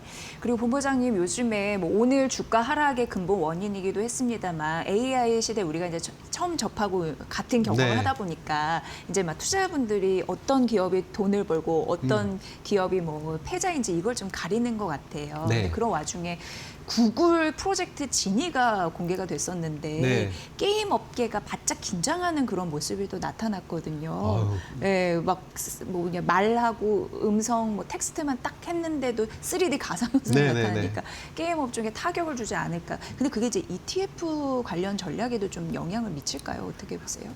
저희는 예, 예. 일단은 AI 산업을 하드웨어, 소프트웨어, 인프라 이렇게 구분을 하고 있고요. 하드웨어는 아무래도 반도체 중심, 그리고 소프트웨어는 소프트웨어 회사들 중심, 그리고 인프라는 뭐 네오클라우드라든지 전력이라든지 SMR 이런 식으로 구분을 하고 있습니다. 이 중에서 저희가 굉장히 마음 아프게 생각하고 있는 부분이 바로 소프트웨어입니다. 저희가 소프트웨어를 내세웠을 때는 결국은 AI 산업이 돈을 번다면 가장 먼저 돈을 벌 수 있는 쪽은 소프트웨어일 거다. 특히 팔란티어일 거다라고 생각을 해서 그 상품을 만들었는데 결국은 엔트로픽의 클로드 나오면서 이 판이 완전히 바뀌었거든요. 이런 테스트들은 이런 시도들은 올해 끊임없이 일어날 가능성이 높습니다. 실제로 아마존 주가가 왜 빠졌냐라고 분석한다면 실적은 괜찮았지만 과도한 캐펙스 투자 때문에 빠진 거거든요. 캐펙스 투자 때문에 빠졌다는 얘기를 뒤집어 본다면 네가 이만큼 자본적 지출을 하는데 얼마나 돈 벌 수 있어? 네. 수익성은 얼마나 올라가지? 라는 의문을 던지고 있다라고 생각을 하고 있습니다. 그런 찰나에 프로젝트 지니가 뭐냐면 구글에는 이런 알고리즘 만드는 딥마인드라는 회사가 있습니다. 딥마인드라는 회사에서 아마 딥마인드 그러면 예전에 알파고 생각이 나실 텐데요. 알파고 이슈 있으면서 이 딥마인드라는 회사가 만든 그 텍스트를 이미지로 텍스트를 서비스로 만든 게 프로젝트 진이고요. 아직까지는 시장에서는 큰 영향을 보이지 않고 있습니다. 큰 영향을 보이지 않고 있고 그리고 오히려 게임주들한테는 기회가 될 수 있을 거다. 왜냐하면 게임 시장이 커지고 그리고 게임이 갖고 있는 정체성, IP라고 부르는데요. 이런 IP의 정체성을 진이가 넘어설 수 없기 때문에 단발적 이슈는 되겠지만 아직까지 게임 판도를 바꿀 정도는 아닙니다라고 말씀드리고 있습니다. 네. 아닌 게 다르게 이제 그 AI 아무리 들여도 그 예술 창작 부분은 그렇죠. 되게 민감하게 생각하시더라고요. 네, 그리고 저는 이제 뭐 예를 들어 일본의 유니버셜 스튜디오의 닌텐도 마리오 저는 게임 업체에 이런 IP적인 측면을 좀 더 강조를 드리고 있습니다. 아, 그래서 오히려 네. 매수의 기회가 될 수도 네, 그렇습니다. 있다라는 부분을 언급을 해주셨습니다. 그리고 많은 분들 궁금해하실 텐데 금 네. 어떻게 되나요? 일단은 금이랑 은이랑 동도 같이 생각을 하셔야 될 것 네, 같습니다. 케빈 워시 리스크가 불거지고 나서 가장 많이 빠진 상품이 뭐냐라고 물어보신다면 첫 번째가 은이었고요. 두 번째가 금이었고요. 그리고 나머지 귀금속이었습니다. 결국은 전 세계적으로 유동성이 팽창하고 있는 국면에서 케빈 워시가 오히려 QE가 아니라 QT를 하겠다라고 얘기를 했을 때 가장 먼저 움직였던 게 은이었거든요. 참고로 금과 은은 다릅니다. 금은 각국 중앙 정부가 전략적으로 매입하는 수요가 있지만 은은 그게 없습니다. 거꾸로 얘기하면 은은 거의 대부분 산업적인 측면과 투기적인 수요로 구성되어 있다라는 거고요. 결국은 오늘도 은 가격이 많이 빠지고 있는데요. 네. 은 가격을 바라볼 때는 레버리지 배팅용 상품들은 좀 많이 조정을 받을 수밖에 그렇죠. 없는 국면이다. 그렇지만 금은 다르다. 금은 어찌됐건 달러와 약세 또는 금리 인하에 따른 반대적인 수혜 그리고 각국 중앙 정부의 전략적 매집 그리고 지정학적 리스크가 복합적으로 맞물려 있기 때문에 금과 은은 분명히 다르고 금은 이런 시기에서는 조정을 받는다면 매수 관점으로 접근해도 되고 은은 지켜봐라라고 말씀을 드리고 있습니다. 네, 확실히 금보다는 은이 변동성이 좀 크고 그렇죠. 매수 주체에 대한 부재 이런 부분이 언급되다 보니까 네. 금이 조금 더 안전자산으로 역할을 하지 않을까 이런 생각을 하시는가 봅니다. 네. 지금 쭉 말씀을 굉장히 잘해 주셨는데 가시기 전에 네. 지금 2월 우리가 다음 주도 이제 연휴 대기를 하고 그렇죠. 있단 말이죠. 그러면 이제 전략 어떻게 세워야 될 당분간 그런 수싸움은 이어날 것 같은데 네. 투자 전략과 유의사항 마무리 말씀 좀 부탁드릴게요. 네, 2월 굉장히 어려운 장입니다. 어찌됐건 케빈 워시가 아무 얘기를 하지 않고 있어서 매크로 환경적인 측면에서는 불확실성 요인으로 작용을 하고 있고요. 그리고 각 빅테크 기업들의 실적을 발표하고 있지만 실적이 잘 나와도 스트릭 컨센서스라고 해서 엄격해진 컨센서스를 못 맞추니까 주가가 하회하거나 대규모 캐펙스 투자를 통해서 자본적 지출이 늘어나니까 주가가 하회하는 그런 모습들을 보여주고 있습니다. 그래서 제가 드리는 2월의 전략은 첫 번째는 현금을 좀 챙기자라는 얘기입니다. 지금은 너무나 수익률이 좋았었기 때문에 수익률에 취해 있는 현상도 나타나고 있는데요. 이럴수록 현금 비중을 좀 늘려서 어느 정도 주가 조정이라든지 다시 한번 기회를 노려라라고 말씀을 드리고 있고요.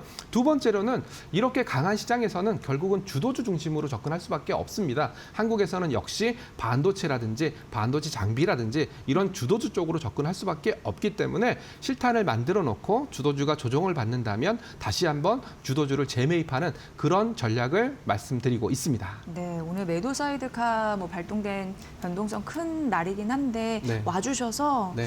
되게 위안이 됐습니다. 아유, 아닙니다. 네, 이런 위기를 좀 기회로 바꿀 수 있는 용기 네, 좀 네. 필요하지 않나 싶습니다. 네. 오늘 전략 잘 전해주신 분 최창규 미래에셋 ETF 리서치 본부장님이셨습니다. 고맙습니다. 네, 감사합니다.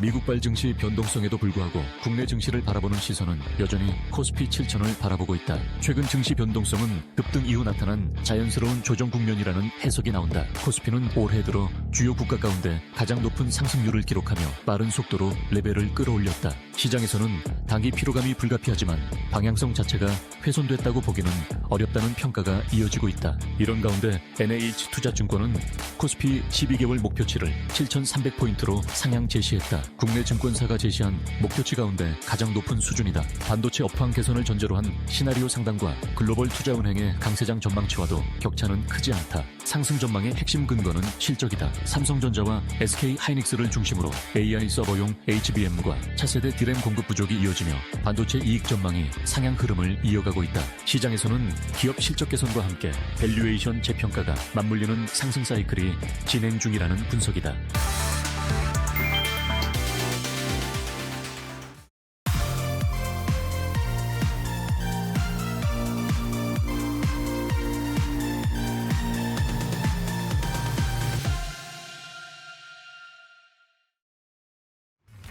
트렌드를 보면 돈이 보인다. 안녕하세요. 마켓나우 트렌드 속으로 김수현입니다.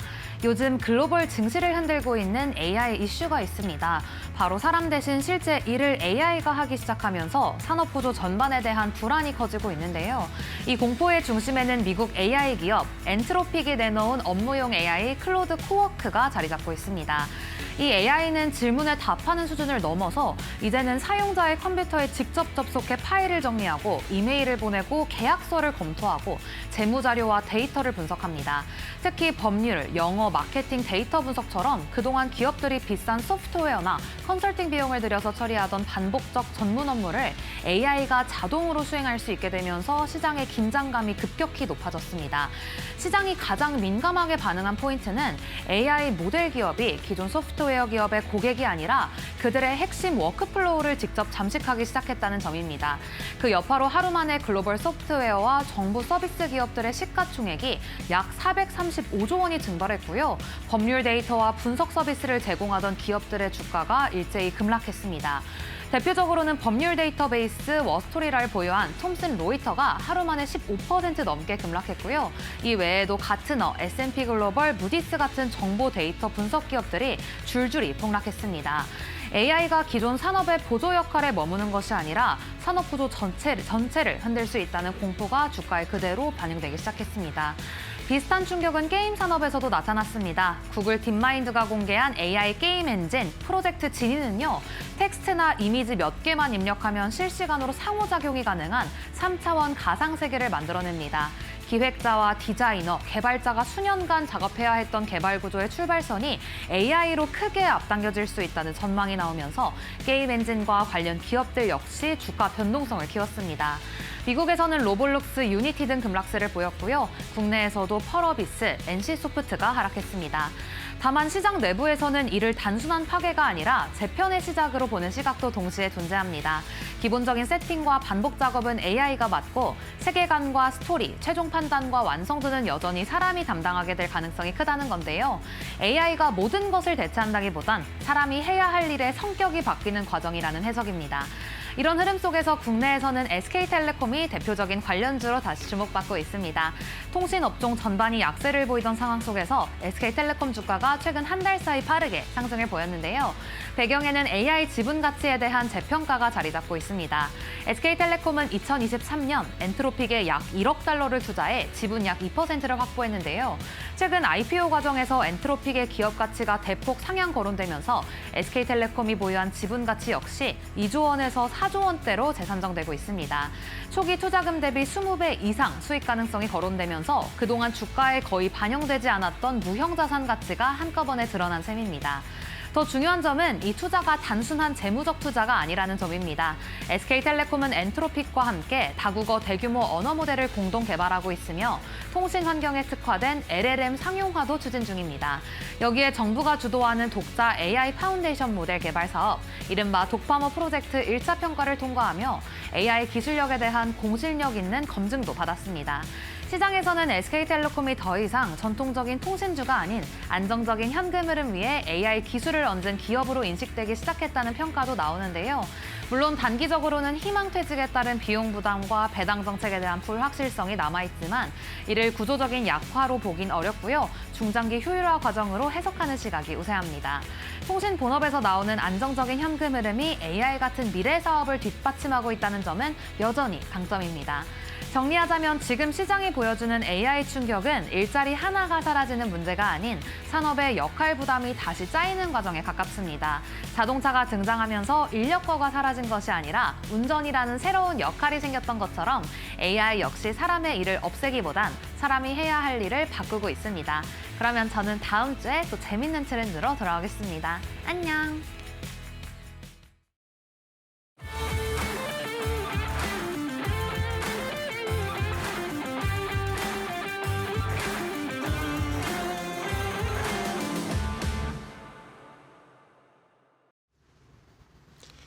안녕하세요. 마켓마블 신일섭입니다. 자, 오늘 정말 지금 시장이 꺾이고 있는 본질에 대한 얘기를 짚어주셨네요. 그렇죠? 우리가 인터넷 혁명, 그다음 모바일 혁명, AI 혁명, 이렇게 혁명이란 게 진행될 때마다 산업이 커지고 경제의 파이가 커지고 엄청난 변화가 일어나는 그 수십 년간의 어떤 이런 부분 때문에 지금 AI 혁명을 예전에 그 두 혁명에 비교를 하는 거였잖아요. 그래서 초반에는 그 비슷한 흐름으로 잘 나가고 있었어요.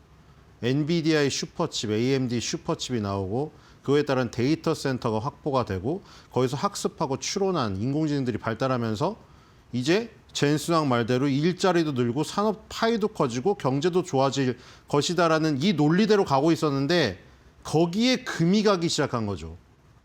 AI가 산업을 늘리는 게 아니라 기존 산업을 잡아먹어버려서 줄여버리고 일자리도 줄여버리고 이러다 보니까 AI 데이터 센터를 확보하고 이런 것들이 어떤 도움이 되는지에 대한 의구심이 지금 증폭이 되면서 그 기업들도 다 가이던스를 또 하향해버리고 이러다 보니까 확인 사살에 들어간 거예요, 지금. 그래서 AI 혁명이 산업의 파이를 키우는 게 아니구나. 오히려 기존 산업을 축소시켜가지고 결국에 AI만 남고 나머지가 다 없어져가지고 전체 파이가 줄어들어 버리는 지금 그런 상황으로 가버리는 지금 예를 들어 지금 회계사분들도 그 자격증을 따고 연수를 받을 그 회계법인을 못 구해가지고 지금 밖에 나와가지고 시위를 하고 있고, 그렇죠? 변호사 의사들마저도 지금 위협을 받고 있는 상황. 그리고 소프트웨어 회사들이 지금 다 급락을 하고 있잖아요. 독일의 SAP라는 시가총액 1위 종목도 지금 급락을 하고 있는 게 소프트웨어를 다 잡아먹어버리는, 기존의 포토샵을 비롯하여서 여러 가지 웹 만드는 프로그램이나 웹 만드는 프로그램들 이런 것들이 다 쓸모없게 돼.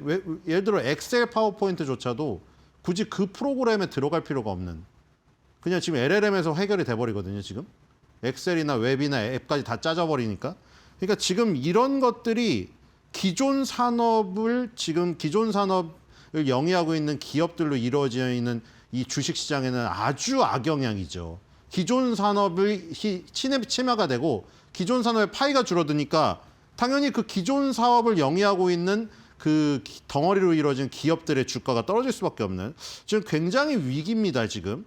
그래서 지금 이걸 과연 넘어설 수 있는 것인가에 대한 지금 근본적인 그 의문이, 이게 안 되면은 그 아까 사다리가 앞에까지 도미노로 다 무너져요.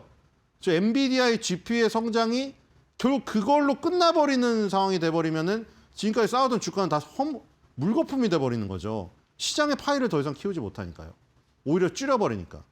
그래서 지금 이런 거에 대한 부분이 결정적인 지금 문제가 아닌가. 이런 것이 해결이 안 되면은 그렇죠. 뭐 지금까지 나왔던 그런 장밋빛 전망들도 다 근거가 무너지는 거죠. 그래서 지금 굉장히 큰 어떤 걸림돌이 지금 생겼습니다. 과연 인공지능이 이것을 넘어서 가지고 산업의 파이를 키워서 과연 다 후대에 인터넷 혁명 그다음에 모바일 혁명에 이어서 제3의 혁명으로 기록이 될 수 있을런지 저도 지금 이 순간에 굉장히 목도하고 있는 상황인데 궁금해집니다. 만약 여기서 꺾여버리면은 그런 일이 벌어지면은 지금 주식시장에 전반적으로 찬물을 끼얹게 되는데요. 어떻게 될런지 모르겠어요, 저도. 자, 그걸 안다면은 뭐 제가 이미 저기 됐겠죠. 타임머신을 타고 여기저기 다니면서 그렇죠. 돈을 여기저기 다 뿌리고 다니겠죠. 자, 오늘 KB금융 볼 텐데 KB금융 혼자 굉장히 군계일하게 활약을 하고 있습니다. 지금 무려 9% 가까운 급등을 하고 있는 굉장히 눈에 띄는 활약을 하고 있죠, 지금. 자, KB금융이 HD 현대중공업까지 제치고 지금 11위 자리에 올랐습니다. 두산 에너빌리티 10위를 추격하면서 다시 한번 10위 안쪽을 도전하고 있는 그 모습이고요. 지금 아주 촘촘히 붙어 있기 때문에 10위, 9위도 가시권에 들어오고 있습니다. 자, 한화에어로스페이스, 기아, 두산 에너빌리티 위에 부분이 떨어지고 KB금융이 오르면은 KB금융이 아주 윗단으로도 올라갈 수 있는 지금 상황이고요. 원래 10위 안에 있었고요. 그리고 밀려난 지금 상황인데 자, 보시겠습니다. 오늘 KB금융이 굉장히 센 이유가 있죠. 이슈에서 나올 것이고 자, KB금융이 일단 KB국민은행, 증권, 손해보험, 국민카드 등 11개 주요 계열사가 있는 것이고 자, 국내 리딩 뱅크입니다. 2025년도 3분기 누적 연결 기준 매출액 0.2% 증가, 영업이익 3.6% 감소, 당기순이익 16.6% 증가, 왔다 갔다 한 실적이었고 은행 부분이 순이자 이익 증가에도 신용 손실 충당금 증가로 영업이익이 감소했다. 증권 부분은 당기순이익, 공정가치 측정, 금융상품, 순손익 증가에도 수익성 제한적이고 AI 모멘텀을 통한 HBM 적용처 및 임베디드 금융 고객 접점 확대, 비금융 영역 비즈니스 확장, 글로벌 시장 경쟁력을 강화하고 있다. 자, 금융에도 AI, HBM 이런 게 다 기업계에 들어와 있네요. 저런 것들이. 자, 이슈 보겠습니다. 오늘 이슈가 어제 나온 이슈 때문에 오늘 오고 있는 거죠. 자, 어저께 KB금융 이사회가 발표를 했는데 4분기 주당 배당금을 전년도에 2024년도 4분기에 804원 줬는데 1,605억 원으로 2배가량 증가를 시킨다. 이것을 결의했습니다. 그리고 지금 2025년도 분기별 현금 배당 포함해서 총현금 배당 금액 역대 최고 수준이 1조 58억 원으로 전년 대비 32% 증가했고요. 배당 성향도 27%, 고배당 기업이 보통 25%라고 지금 그 기준이 세워져 있는데 그걸 넘어섰습니다. 그러니까 지금 이 고객한테 돌려주는, 투자자들한테 돌려주는 것을 굉장히 늘리겠다는 강력한 의지 표현이죠. 자, 그리고 그 다음에 내용들이 CET1이라는 게 있는데 밑에 가보면 CET1이 보통주 자본 비율이라고 되어 있고요. BIS 자기 자본 비율 이런 것들을 지금 상승시킨다. 뭐 이런 얘기가 나와 있는데 이런 얘기가 지금 이런 얘기를 하는 게 굉장히 많이 돌려주겠다인 거죠. 리딩뱅크인 만큼 국제적인 수준에 맞게 미국처럼 미국의 금융주를 장기 투자하시는 분들이 왜 장기 투자를 하냐면 물론 시세 차익에 거기는 이 금융주도 시세 차이가 크게 나긴 하죠. 골드만삭스를 비롯하여 지금 최근에도 다 신고가를 갔잖아요. 물론 그것도 있는데 장기적으로 배당을 꾸준히 주는 배당주이기도 하죠. 자, 그래서 업계 최고 수준으로 지금 끌어올린 상태입니다. 지금 저런 부분 때문에 오늘 급등을 하고 있고요. 지금 9%도 또 넘어섰네요. 9.25% 급등을 하고 있습니다. 커뮤니티 보겠습니다. 커뮤니티에도 굉장히 깜짝 놀랐다는 의견들이 가득 차 있죠, 지금. 자, 줄 때 먹자. 와, 장 좋았으면 진짜 몇십 퍼센트 갔을 것 같은데 뭐 또 근데 모르죠. 방어주기 때문에 금융주라 지금 뭐 시장에 또 급등했으면은 금융주가 또 이렇게 갔을까 싶기도 해요. 오늘 시장이 급락을 해서 조금 더 반사적인 이익이 뭐 플러스 알파로 붙어 있지 않을까 이런 개인적인 생각인데 어쨌든 2.4% 먹고 이제 짧게 나오신 분이고요. 자, 이거지 이러시는 분이 계시고 혼자 빨강불 신기하네. 그렇죠. 신기하죠. 지금 사실 그거 말고는 신한지주도 같은 이제 금융주고요. 그리고 셀트리온이 강세를 보이고 있습니다. 셀트리온이 또 실적이 좋게 나와서 그다음에 방어주적인 성격도 있어서 일단 방어주적인 성격으로 플러스를 기록하는 것 같아요. 근데 이 지금 KB금융에는 미치지 못하는 지금 계속 또 오르는데요. 약간 방송을 타나요? 지금 10% 가까이 오르고 있습니다. 자, 혼자 빨간불 신기하고요. 난세의 영웅. 그렇죠. 난세의 영웅이죠, 지금. 근데 KB금융을 갖고 있는지를 모르겠어요, 사람들이. 네, 갖고 있으신 분은 정말 난세의 영웅. 자기 포트폴리오에 다 파란색인데 지금 KB금융만 빨간색이어서 굉장히 어떤 그 마음의 안정이 될 거예요. 물론 비중이 막 커가지고 아예 포트폴리오를 플러스로 전환시킬 수 있을 정도면 좋은데 그러지 않더라도 사실 빨간색 종목 하나 있다는 것만으로도 마음의 안정은 될 겁니다. 자, 어쨌든 KB금융이 오늘 엄청나게 뜨겁게 오르고 있고요. 자, 코스닥 보겠습니다. 코스닥은 지수는 보니까 거래소보다 살짝 조금 하락을 더 하는데 약간 체감상으로는 더 많이 오르는 것 같았는데요. 지수를 보니까 또 아니네요. 그렇죠? 그렇죠? 왜냐면은 시가총액 상위를 보면은 코스닥이 오르는 게 훨씬 많거든요. 근데 지수를 봤더니 거래소가 1.63 빠지는데 코스닥은 1.95 빠집니다.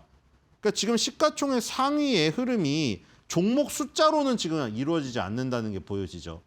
지금 종목 숫자로는 이루어지지 않는 게 보여지고 지금 1위부터 4위가 많이 빠지고 있네요. 자, 그리고 눈에 띄는 거는 원익 IPS를 비롯하여 이오테크닉스, HPSP. 자, 반도체 장비주들이 또 초강세를 보이고 있죠, 이거. 그렇죠? 거래소에 지금 삼성전자, SK하이닉스, 하이닉스 하락하는데 반도체 장비주는 좋아요. 어제도 지금 미국에서 반도체 장비주는 플러스였거든요. 그리고 TSMC도 플러스고. TSMC는 역사상 신고가 갔어요. 자, 그래서 반도체 장비주들이 강한 것이고. 자, 그다음에 이때 또 이슈가 있었죠. 스페이스X가 상장이 되는데 원래 보통 신규주가 상장되면은 적어도 한 뭐 1년이나 1년 반, 2년 정도 지켜보다가 어떤 벤치마크라고 하는 지수에 넣어주잖아요.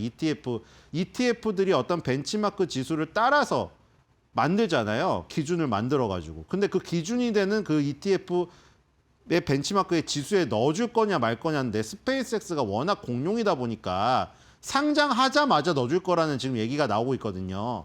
테슬라도 그랬고 상장하자마자 뭐 나스닥 100이나 이런 거에 넣어버리면은 그럼 나스닥 100을 추종하는 ETF 상품들이 만들어지면 그 ETF 상품들이 결국에는 그 추종하는 지수 중에서 가장 시가총액 높은 데에 돈이 들어갈 거 아니에요. 그럼 굉장히 유리하죠. 그런 부분 때문에 지금 스페이스X에 대한 이슈가 떨어지니까 오늘 또 스페이스X 관련주가 굉장히 강합니다. 오늘 미래에셋 벤처투자 갖고 왔는데 종목별 상승률로는 스피어란 종목이 제일 많이 오르는 것 같더라고요. 지금 스피어가 거의 지금 상한가 가까이 지금 가고 있는 흐름인 것 같은데 우주항공 부품주. 자, 미래에셋 벤처투자는 우주항공 부품주도 아니고 이제 투자를 한 거죠. 투자를 했는데 지금 보면은 32개 비상장 종속 회사를 보유하고 있고 미래에셋 그룹 계열의 벤처 캐피탈 회사입니다. 53개의 VCF, 6개의 PF에 2조 원 이상의 재원을 누적 결성한 상태고 매출액이 3.7% 감소, 영업이익이 39.3% 감소, 당기순이익이 28% 감소. 지금 다 매출액부터 다 감소를 한 것으로 지금 나오고 있는데요.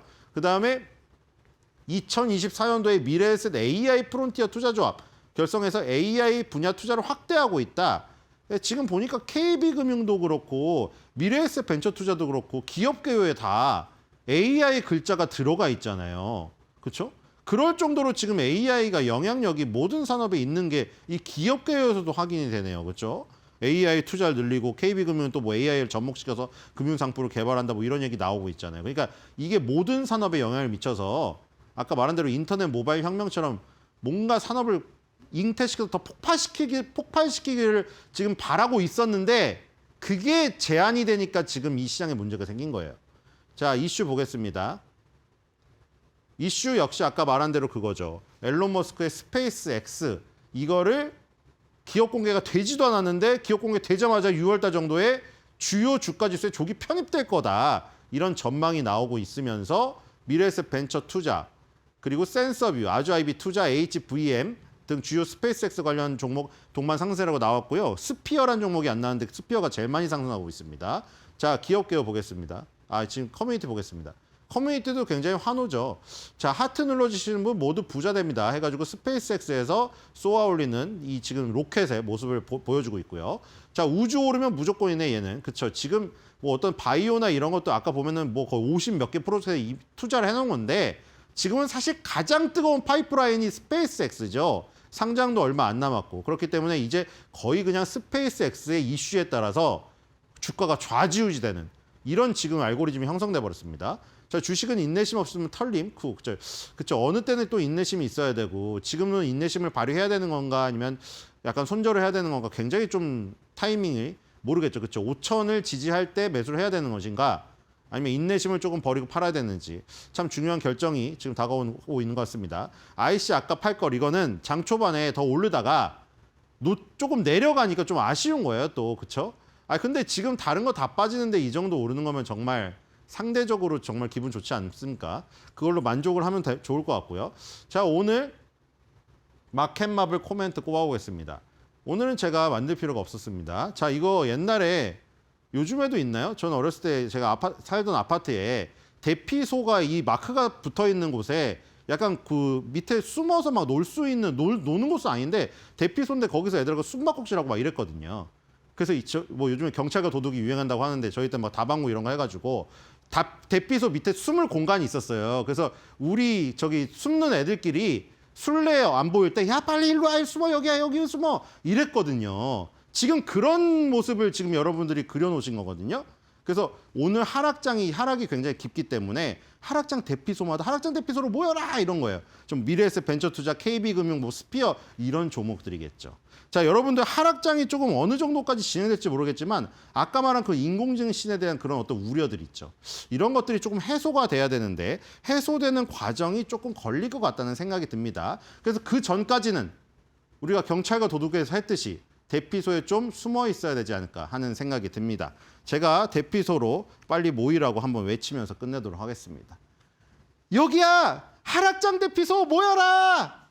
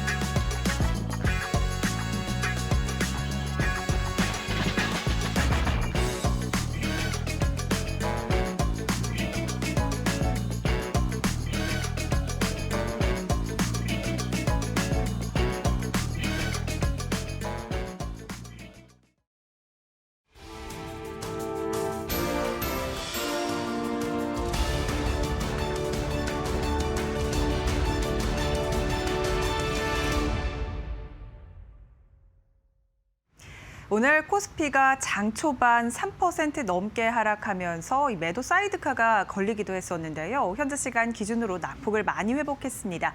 5천선을 회복한 데 이어 5,080선까지 회복하면서 오늘 5,100선을 넘어서며 마감할 수 있을지가 기대되는데요. 현재 양 지수 상황 바로 열어보도록 하겠습니다. 코스피 200 선물의 매도 사이드카가 걸렸던 것과 비교해서 현재 시간 기준으로 코스피 200이 1.52%가량 하락으로 많이 낙폭을 회복했습니다. 745포인트 지나가고 있고요. 오늘 719포인트까지 저점을 낮추면서 5%가량 급락했던 것과 비교하면 이 낙폭이 많이 회복된 모습 보이고 있습니다. 마찬가지로 코스피와 코스닥 지수 자체적으로도 지금 많이 회복했습니다. 코스피는 1.71%가량 하락하면서 5,075포인트 지나가고 있는데요. 오늘 장 초반 4,900선까지 깨졌던 것과 비교하면 현재 시간 기준으로는 5,080선까지 고점을 높이면서 지금 일중 고점 부근까지 많이 올라왔다라는 점 확인되고 있고요. 코스닥 같은 경우도 1.95%가량 하락하면서 1,086선 지나갑니다. 오늘 코스닥도 1,080선 지금 현재 시간 기준으로 재회복하고 있고요. 마찬가지로 4%가량 하락하기도 했는데 이를 많이 되돌려내고 있는 상황입니다. 코스피 안에서 매매 동향도 함께 체크해 보시죠. 일단 오늘도 개인의 순 매수가 강하게 들어옵니다. 어제에 이어서 오늘도 조단위 순매수가 들어오면서 개인이 시장을 좀 끌어주고 있고요. 1조 6천억가량 순매수하고 있는 개인이고요. 기관 같은 경우도 순매도에서 순매수로 전환이 된 이후 3천억가량 오늘 순매수하면서 시장을 지지하고 있습니다. 외국인의 순매도가 가파른데요. 어제에 이어 오늘도 2조 가까이 매도하고 있는 외국인이고요. 어제도 5조 원 넘게 팔았는데 오늘도 일단은 2조 가까이 오전장 들어서만 팔고 있습니다. 코스닥 매매 동향 보시면 보시면요. 오늘 코스닥은 외국인의 순매수가 그래도 들어오고 있습니다. 260억가량 순매수 중이고요. 기관도 500억가량 순매수 중입니다. 다만 개인은 400억가량 팔면서 오늘 외국인과 기관은 그래도 코스닥 시장을 사들이고 있다라는 점 확인되고 있고요. 고환율에 지금 코스피 시장을 팔고 있지만 그래도 코스닥 시장으로는 들어오고 있는 외국인의 수급이 특징적입니다. 원달러 환율은 1,469원으로 움직이고 있습니다. 오늘 1,470원 선까지 넘어서며 개장했는데 현재 시간 기준으로는 70원 밑에서 움직이고 있고요. 1,469원 선으로 소폭 낮춘 모습 보여주고 있습니다. 네, 이렇게 오늘 시장 상황 살펴봤는데요. 그래도 이 코스피 코스닥이 낙폭을 조금씩 줄이고 있다라는 점이 긍정적입니다. 오늘 주요 뉴스는 어떤 게 있을지 바로 이어서 살펴보시죠. 넷마블 주가가 오늘 급락장에서도 장 초반 10% 넘는 급등세를 보였습니다. 전날 호실적을 발표했기 때문인데요. 작년 매출은 2조 8,351억 원으로 전년 대비 6.4% 증가하며 사상 최고치를 기록했고요. 영업이익은 3,525억 원으로 전년 대비 63.5% 늘어났습니다. 넷마블은 해외 자회사의 계절성 업데이트 효과와 더불어 세븐나이츠 리버스 등 기존작의 지역 확장 성과 반영 등으로 인해 전반적인 매출이 상승했다고 밝혔습니다. 또 넷마블은 보유 자사주 4.7%를 소각하고 지난해 주당 배당금 876억 원을 지급하기로 결정했는데요. 올해부터는 연결조정 지배주주순이익의 40% 내 배당 및 자사주 매입 소각을 단행하는 방안을 함께 발표했습니다. 증권가의 긍정적인 평가도 이어졌습니다. SK증권은 넷마블에 대해 올해 실적 성장과 적극적인 주주 환원 고려 시 현 주가는 저평가되어 있다라는 분석을 내놨고요. 목표가 79,000원과 함께 매수 의견을 밝혔습니다. 현재 주가 함께 체크해 보도록 하겠습니다. 오늘 넷마블 주가 13.58%가량 오르면서 두 자릿수 급등세 유지하고 있고요. 57,600원 선 지나가고 있습니다. 오늘 개인주에서 펄어비스도 함께 주목받고 있습니다. 1.33%가량 오르고 있고요. 53,300원 선 거래되면서 오늘 넷마블과 펄어비스가 개인주 안에서 가장 큰 강세 흐름 보이고 있습니다. 일론 머스크의 우주기업 스페이스X가 올해 기업 공개를 앞두고 있는데요. 나스닥 조기 편입을 위해 사전 작업을 진행 중이라고 월스트리트 저널이 보도했습니다. 사상 최대 규모 IPO로 꼽히는 스페이스X가 나스닥 조기 편입을 추진하는 건 보호 예수 기간 종료 이후 발생할 수 있는 주가 변동을 줄이기 위한 것으로 보입니다. 상장 기업이 나스닥 100이나 S&P 500 등 주요 지수에 편입되면 이를 추종하는 인덱스 펀드의 의무적 매수로 주가 상승 효과가 나타나기 때문인데요. 이에 나스닥은 최근 나스닥 100 지수 산정 방식 개정안에 대해 시장 의견을 수렴했고 시가총액이 구성 종목 중 상위 40위에 해당할 경우 상장 후 15거래일 만에 편입을 허용하는 방안도 검토 대상에 포함된 것으로 알려졌습니다. 이 소식에 오늘 국내 스페이스X 관련주가 일제히 급등하고 있습니다. 스페이스X의 벤더사로 참여하고 있는 스피어, 또 HVM 등의 주가가 큰 폭으로 올랐는데요. 주가 흐름 함께 체크해 보시죠. 스피어가 거의 상한가까지 올라왔습니다. 오늘 장 초반부터 지금까지 오름폭을 계속해서 키워내고 있고요. 결국에는 28%가량 급등세 36,900원 선 지나갑니다. 오늘 상한가로 마감할 수 있을지 기대되고 있고요. HVM은 10% 넘게 마찬가지로 두 자릿수 급등세 이어갑니다. 85,900원 선 거래되고 있습니다. 오늘 미래에셋 벤처 투자 주가도 함께 급등세입니다. 9.61%가량 오르면서 25,100원 선 지나가는데요. 이 스페이스X 관련된 우주 항공주들 전반적으로 좋은 모습 보이고 있다는 점 확인되고 있습니다. 코스피가 지난 월요일 이후 매도 사이드카가 또 한 번 발동됐습니다. 올해 두 번째이자 지난 2일 이후 나흘 만인데요. 오늘 오전 9시 6분 코스피 선물 가격 하락으로 5분간 유가증권 시장의 프로그램 매도호가 효력이 정지됐습니다. 발동 당시 코스피 200 선물 가격은 전일 종가 대비 5.22% 떨어진 719포인트였는데요. 미국에서 고용 경기가 급냉한 가운데 알파벳과 아마존의 AI 투자 확대가 수익성 우려로 불거지며 기술주에 대한 투심이 악화됐습니다. 다만 지난달 유가증권 시장 일평균 거래대금은 전월에 2배 넘게 불어났습니다. 시장의 과열 여부를 진단하는 지표인 예탁금 회전율도 상승 전환된 것으로 나타났는데요. 시장별 일평균 거래대금은 코스피 41조 원, 코스닥 21조 원가량입니다. 예탁금 회전율은 지난해 12월 37.5%에서 지난달 58.8%로 늘어났습니다. 풍부한 유동성 속에 코스피가 이번 주 롤러코스터 장세를 펼치고 있는데요. 이러한 가운데 거래대금 증가로 호실적을 발표한 KB금융은 약세장 속에서도 주가가 상승세를 이어가고 있습니다. KB금융 주가 현재 10%가량 오르면서 15만 3,400원 선 지나가고 있고요. 오늘 장 초반부터 지금까지 오름폭을 계속해서 키워나가고 있습니다. 당기순이익, 영업이익, 매출 모두 역대 최고치를 경신했다라는 소식이 뒷받침됐고요. 오늘 마찬가지로 전반적으로 이 삼성전자와 SK하이닉스도 낙폭을 조금씩 회복하고 있다라는 점이 긍정적입니다. 삼성전자 0.75%가량 하락으로 지금 낙폭을 많이 줄였고요. 장초반 4% 가까운 낙폭을 기록하기도 했는데 현재 시간 기준으로 15만 8,100원 선 지나가고 있습니다. 상승으로 전환 마감할 수 있을지가 기대가 되고 있고요. SK하이닉스도 오늘 장초반 80만 원 선을 내려놓기도 했는데 이를 모두 회복하면서 현재 시간 0.36%가량 약보합권 지나갑니다. 84만 원 선 거래되고 있습니다. 풍부한 유동성 속에 코스피가 그래도 낙폭을 많이 회복하고 있다라는 점이 긍정적입니다. 시가총액 상위단 안에서 반도체 투톱이 낙폭을 많이 낙폭을 많이 줄여주면서 코스피 자체적으로도 지금 1%가량 하락으로 많이 축소가 된 상황인데요. 오늘 시장에 대한 대응 방안은 어떻게 세워보면 좋을지 저희와 함께 이어서 전략까지 살펴보시죠. 그래도 장중 저점에서 들어 올리려고 하는 힘이 느껴지는 시장입니다. 자, 오늘 이 시장 정경민 IBK 투자증권 분당지점 팀장과 함께 조금 더 구체적으로 보도록 하겠습니다. 어서 오세요. 네, 안녕하십니까. 장 초반보다는 낫네요. 네. 예. 그리고 제가 이제 시황 원고를 쓰면서 이렇게 좀 회복되고 좀 낙폭을 줄일 거라고 이제 썼는데 네. 이게 회복이 안 되면 어쩌나 좀 노심초사했는데 다행히 좀 올라오는 상황. 뭐 SK하이닉스는 지금 양전환을 좀 하고 있는 상황이라서 네. 좀 다행이라는 생각이 듭니다. 일단 오늘 좀 암울하게 좀 출발하기는 했습니다만 역시 이제 엄청난 유동성이 받쳐주는 그런 상황이고요. 뭐 이제 변동성 때문에 좀 멀미가 나는 시장이긴 합니다만 각각의 지수대, 그 마디 지수대가 있잖아요. 코스피는 지지선은 5,000 그리고 코스닥 지수도 뭐 1,050 정도의 마디 지수대를 지키고 그리고 5,000선 5,000에서 5,300선 그리고 코스닥은 1,050에서 1,150선 여기에 이제 수렴을 위한 이제 그런 흐름이 계속해서 좀 나오고 있는데. 이제 뭐 예전과는 좀 많이 환경이 바뀌었어요. 우리가 네. 여기에 좀 적응할 필요가 있어 보입니다. 뭐 예전에 뭐 외국인이 팔면 뭐 시장이 뭐 망가지고 뭐 이런 시절이 지금 아니기 때문에 그리고 이 변동성이 커진 이런 시장에 좀 적응이 좀 필요한 심리적인 적응이 필요한 이런 시점이다라고 좀 다시 말씀드리고 싶고요. 제가 이제 그 조정을 지금 거쳐가는 이런 과정에서 깨닫는 포인트 3가지가 있어서 네. 이거 먼저 좀 강조를 드리고 좀 업종들 풀어보도록 하겠습니다.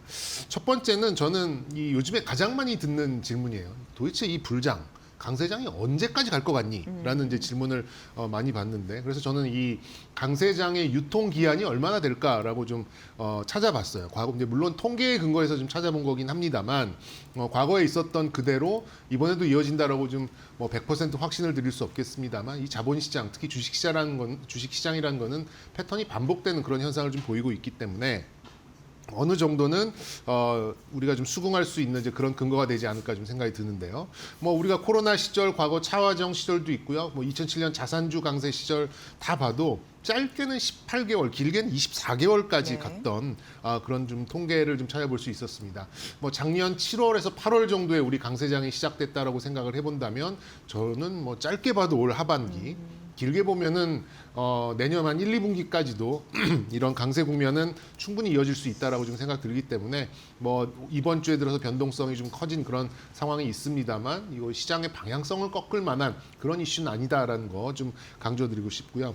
두 번째는 오늘도 시장을 회복하는 이 선도에 서 있는 종목들 보면은 기존 주도주라는 이제 특징이 있어요. 직관적으로도 지금 SK하이닉스, 삼성전자가 먼저 돌아서면서 시장에 아랫꼬리를 좀 달아주고 있는데 주도주는 괜히 주도주가 아니다라는 거 좀 강조드리고 싶습니다. 뭐 지금 그 시장이 좀 꺾였다고 해서 이 주도 섹터들을 다시금 좀 매도해서 뭐 비중을 줄일 만한 그런 요인은 어디에도 좀 찾을 수 없다라는 점. 저는 오히려 이렇게 좀 조정받을 때마다 뭐 비중을 늘려가야 되는 약간 공격적인 스탠스가 필요하다라고 좀 생각이 들어서 반도체 또 조방원 뭐 이런 섹터들 주도주의 위상에 맞는 그런 모습을 보여줄 수 있을 것이다라는 말씀도 드리고 싶고요. 세 번째로는 이제 우리 적응을 해야 된다라는 그런 말씀을 좀 드렸었는데 이게 우리가 뭐 하루에 100포인트, 200포인트 움직이는 거에 대해서 굉장히 이제 좀 반사적으로 이게 너무 변동성이 크다라고 좀 느끼시는 분들이 많으신 것 같은데요. 물론 이제 변동성이 작은 건 아닙니다만 우리가 이제 너무 오랫동안 뭐 2천선 그리고 거래대금도 뭐 10조, 15조 요 안에서 너무 오랫동안 좀 거치다 보니까 지금처럼 뭐 하루에 50조가 돌아가고 코스피 지수가 5,000포인트에서 이제 움직이는 이런 거에 대해서 이제 다소 좀 힘들게 또 받아들이기가 좀 인지 부조화가 나는 그런 상황이 아닌가 싶어요. 그래서 예를 들면은 2,500포인트일 경우에는 1%가 움직이면은 뭐 250포인트겠습니다만, 네네네. 25포인트겠습니다만, 5,000포인트에서 1%면은 50포인트이기 때문에 그거에 이제 이 시장이 커짐에 따라서 움직였었던 변동성은 좀 적응을 하셔야 되지 않을까라는 말씀을 좀 드리고 싶습니다. 그래서 강세장의 유통기간은 아직 많이 남아 있다라는 거 강조드리고 싶고요. 이렇게 좀 강세장이 있을 때는 저는 상상력, 베팅력, 홀딩력 요 세 가지가 반드시 이게 좀 함께 좀 가지고 가셔야지만 이런 시장에 대응을 할 수 있을 것이라는 생각이 들고요. 매도 클라이맥스는 오늘이 될 가능성이 좀 매우 높아집니다. 뭐 외국인들이 지금 뭐 10조 가까이 이번 주 들어서 매도를 했긴 했습니다만 다른 대외 지표들이 크게 움직이지 않고 예전 같으면은 외국인들이 10조 팔았으면은 아마 원달러 환율 뭐 거의 1,490원, 거의 1,500원 가까이 갔을 텐데 지금 그래도 좀 상향 평준화가 되고 있는 그런 것들을 좀 봤을 때는 이런 좀 하락의 움직임, 리스크, 그다음에 위험 자산의 회피 이런 심리가 주말 사이에 냉각될 가능성이 좀 있기 때문에 저는 뭐 이렇게 좀 조정을 거칠게 받는 와중에 너무 걱정하시기보다는 오히려 공격적인 대응으로 좀 맞으시는 게 조금 더 정수를 두시는 게 아닐까 이렇게 좀 개인적인 의견도 말씀드려보도록 하겠습니다. 네. 어쨌든 뭐 이러한 조정을 잘 겪는 것도 중요하잖아요. 그래야지 이제 뭐든지 안착의 과정이 그렇죠. 있으니까 그런 부분을 좀 말씀을 해주신 것 같고 그럼 이럴 때 우리가 오늘 금요일 네. 또 이제 다음 주 지나면 또 설 연휴가 껴 있습니다. 어떤 섹터를 바라보면 좋을지 네. 우선 섹터 분석 들어가 보도록 하겠습니다. 네, 뭐 제가 아까 인지 부조화라는 말씀 드렸는데 뭐 반도체랑 뭐 여러 가지 좀 너무 많이 다뤘으니까 다들 좋다고는 하는데 뭐 지난주에는 제가 원전을 한번 다뤄드렸습니다만 네. 이번 주는 아니, 조선 그렇게 좋다고 하는데 주가가 왜 이렇게 안 움직이는 거야라는 요즘 좀 질문이 조용해요. 예, 네. 굉장히 많아요. 그래서 저는 이제 이런 그 원전 에너지 말씀 드릴 때도 언급을 드렸습니다만 이제 이런 수주바라기 산업들은 무조건 수주가 나와야 되는 그런 상황인데요. 아마 이제 제가 이렇게 여기저기 듣는 그런 정보에 의하면 2월 하순 그리고 늦어도 3월 초순경에는 조선 섹터에서 수주다운 수주가 제법 나올 걸로 이렇게 좀 보고 있습니다. 그래서 우리가 소위 주도 섹터로 보고 있는 조방원 중에 한 축인 조선 섹터 먼저 좀 다뤄드리고 싶고요. 조선주가 별로 안 움직인 것 같이 좀 느껴지긴 합니다. 왜냐하면 속도가 많이 안 났기 때문에 반도체나 이런 것들에 비해서. 하지만 1월 달에 업종 지수를 보면은 코스피가 한 4% 오를 때 네. 조선 섹터의 업종 지수는 한 20% 정도 올랐거든요. 근데 이제 상대적으로 좀 속도가 안 나 보였을 뿐 충분히 자기 몫을 하고 있었다라고 좀 생각이 들고요. 역시 포인트는 에너지와 관련된 겁니다. 에너지와 관련된 이제 LNG선 이쪽에 수주가 얼마만큼 나오느냐 그리고 지금 한참 뭐 협의와 또 지금 공사가 진행 중인 미국 방산과 연구에 이제 군함과 MRO 사업 요 두 가지가 좀 포인트라고 생각이 드는데요. 이제 조금 이 조선 섹터의 속도가 많이 안 났던 이유가 작년에 이제 LNG 발주선에 LNG 운반선의 발주가 32척으로 좀 통계가 잡혔습니다. 거의 재작년에 대비해서 60%가 이제 감소한 이제 그런 상황이었어요. 아니, 조선주가 이렇게 좋다고 하는데 왜 이렇게 수주가 감소했나라고 봤더니 일단 미국이 중국을 좀 견제를 하면서 해운사들의 발주가 조금 지연된 부분도 있고요. 그리고 이제 미국도 LNG 사업의 이제 규모, 시기 이런 것들이 좀 확정되지 않으면서 좀 불확실성이 있다 보니까 선주들이 발주를 좀 내지 못했는데 올해는 이제 전망은 한 100척 정도 되고 우리가 80척 이상을 수주할 걸로 이렇게 좀 예상을 하고 있습니다. 말씀드렸듯이 이런 수주바라기 산업에서 수주는 사실 처음과 끝이거든요. 이런 상황에서 또 미국에 있는 MRO, 군함, 그리고 캐나다의 잠수함 사업 이런 것까지 더해진다라고 하면 정말 뭐 AI까지는 아닙니다만 그동안 뭐 10배, 15배 받았던 멀티플을 20배에서 25배까지 늘려줄 수 있는 충분한 그런 논거로 좀 작용될 수 있을 거라 생각이 들고요. 그리고 이제 그 과거에 싸게 수주를 했었던 이제 그런 그 배들이 이제 거의 다 이제 건조가 끝나가지고 올해부터는 2023년, 그러니까 비싼 값에 수주를 했었던 그런 배들이 이제 발주가 시작되는 그런 상황이죠. 그렇다 보니까 아무래도 20% 이상의 회계적인 이익도 좀 올라올 수 있을 걸로 좀 보고 있습니다. 말씀드린 대로 이런 회계적인 이익도 올라오고 멀티플을 끌어올릴 수 있을 만한 MRO와 군함 사업도 좀 가져가게 되고, 그리고 처음이자 끝이라고 할 수 있는 그런 좀 수주까지 나온다라고 한다면 네. 전 뭐 1분기 중반 이후부터는 조선주의 속도를 상당히 기대해 보셔도 좀 좋지 않을까라는 좀 생각이 들고요. 뭐 조선주, 뭐 조선 기자재까지 여러 가지가 좀 있습니다만 저는 그래도 이런 좀 군함 관련된 그런 건조 실적, 그리고 또 LNG선 이런 쪽에 특화가 되어 있는 좀 기업들로 좀 이렇게 좁혀서 대응하시는 게 맞다라는 생각이 들고요. 그렇게 본다면 역시 하나오션 그리고 HD 현대중공업 이렇게 좀 두 종목 정도로 좀 대응하시는 게 어떨까라는 말씀도 드려보겠습니다. 네, 하나오션도 정말 요즘에 최근 많이 거론되는 종목 중에 네. 하나인데 역시 좀 픽을 해주셨고요. 그리고 최근 이제 관광객이 우리나라에 오면서 뭐 여러 가지 부흥 산업들 있잖아요. 네. 이제 슬슬 또 얘기가 많이 나오고 네네. 있습니다. 그 섹터 또 준비해 주셨죠? 네네. 그 뭐 중국 인바운드 소비 뭐 이렇게 좀 시장이 좀 무거울 때는 네. 이런 좀 틈새 종목들이 그래도 나름 빠릇빠릇하게 좀 움직여주고 있는 이제 그런 상황인데요. 뭐 결론부터 미리 말씀드리면 역시 이제 유통 섹터, 뭐 유통에서 좀 더 들어간다라고 보면 역시 이제 중국 그 인바운드 고객들이 와서 가장 많이 들린다라고 하는 올리브영을 품고 있는 CJ 정도가 좀 개인적인 탑픽이라고 좀 생각이 드는데, 관련된 섹터들 종목들 한번 좀 풀어보도록 하겠습니다.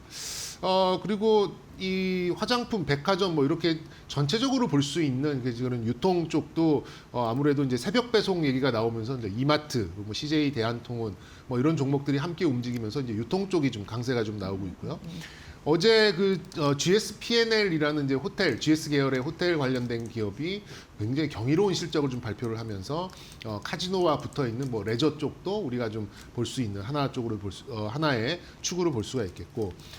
그리고 이제 뭐 시술, 피부 미용 같은 이제 뷰티테크, 제가 지난주에 좀 다뤄드렸던 것 같은데요. 뷰티테크를 중심으로 한 이제 이런 섹터들이 이제 관련된 종목으로 볼 수 있고요. 기타로 볼 수 있는 게 뭐 엔터 쪽으로도 좀 볼 수 있는 그런 상황입니다. 말씀드렸듯이 이제 개인적인 탑픽은 올리브영을 앞세운 화장품의 유통의 탑픽, 뭐 CJ 이 정도가 좀 될 것 같고요. 기대치가 가장 좀 높은 상황입니다. 일각에서는 매출 50조까지도 좀 보고 있고, 상반기에만 20% 이상의 매출 성장을 낙관하는 그런 분위기이기 때문에 인바운드 관련된 종목 중에는 가장 좀 인기가 많은 그런 종목이 아닐까라는 생각이 들고요. 아까 언급을 드렸습니다만 또 이제 쿠팡이 좀 잘못한 게 좀 있기는 있기 때문에 새벽 배송을 이제 대형 마트에도 좀 열어준다라는 그런 요인 때문에 이마트도 좀 강세를 보이는 이제 그런 부분이 좀 있는 것 같습니다. 어쨌든 인바운드 소비 관련해서는 유통 섹터, 그 안에서 CJ 정도가 좀 눈에 띄고요.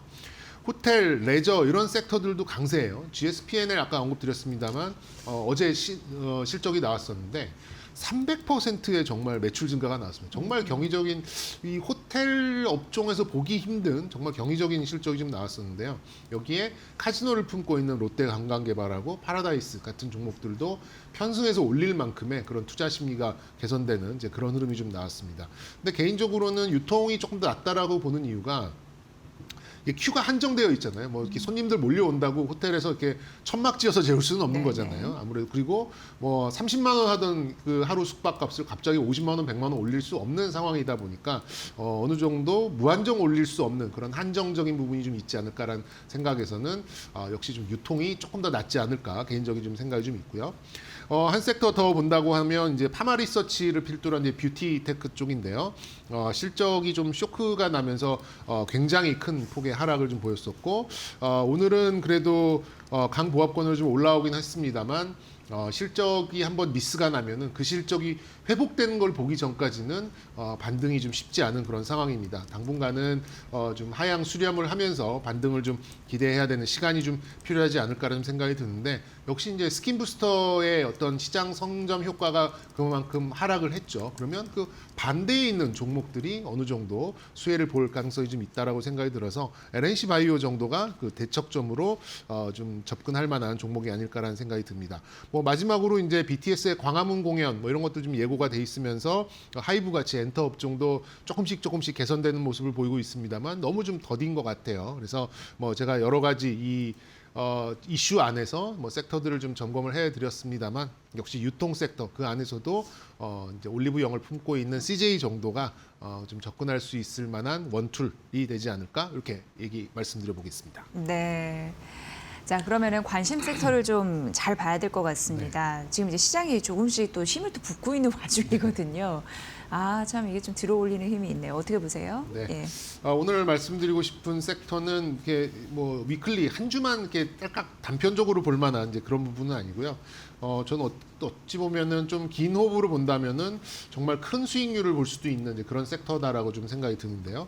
역시 이제 의료 로봇 쪽을 좀 말씀드리고 싶었어요. 이게 네네. 이제 일반적인 로봇, 생산 로봇, 뭐 무슨 뭐 자율주행 로봇 이런 것이 아니라 의료 로봇은 말 그대로 이제 죽고 사는 문제이기 때문에 이 진입 장벽은 굉장히 높습니다. 이제 뭐 한국, 일본, 미국, 스위스, 독일 외에는 이 진입 장벽을 뚫고 넘어오는 국가의 제품이 거의 없을 정도로 굉장히 진입 장벽이 높고 그만큼 특허도 많고 그걸 대신 그걸 한번 뚫고 나면은 최소 20년간 그 특허로 인해서 굉장히 많은 것을 먹고 살 수 있는 그런 부분이 있죠. 대표적인 종목이 미국에 있는 인투이티브 서지컬이라는 종목인데 우리나라로 원화로 환산하면 시가총액이 한 300조 정도 되는 그런 기업이고요. 다빈치라는 이제 수술용 로봇으로 굉장히 좀 유명한 기업이죠. 근데 이 기업의 기술력의 상당 부분이 이제 특허 만료가 되면서 글로벌의 이제 헬스케어 기업들이 이제 의료 로봇 쪽으로 진출을 해가고 있는 그런 상황입니다. 그리고 이제 뭐 연평균 거의 20% 이상 성장하는 그런 또 산업이기 때문에 우리 관련된 종목들 하나 이렇게 좀 긴 호흡에서 하나 정도 이렇게 좀 편입을 해두신다면 매매가 아니라 투자의 관점에서 좀 큰 폭의 그런 좀 수익성도 좀 기대해 볼 수 있는 이제 그런 종목 섹터다라고 좀 말씀드릴 수 있겠고요. 우리나라 기업 선두는 역시 이제 뇌수술 로봇을 가지고 있는 고영, 얼마 전에 상장한 리브스메드, 그리고 큐렉소나 WSI 뭐 이런 종목들이 좀 오랜 업력과 그런 특허를 가지고 좀 어느 정도 존재감을 나타내는 그런 기업들이라고 좀 볼 수는 있는데 뭐 개인적으로는 한 두 가지 종목으로 좀 압축을 시킨다면 역시 뇌수술 로봇으로 일본의 그런 진입 장벽을 뚫어냈던 고영을 좀 말씀드리고 싶고요. 그리고 딱 하나를 골라라라고 한다면 얼마 전에 상장을 했었던 리브스메드라는 이제 그런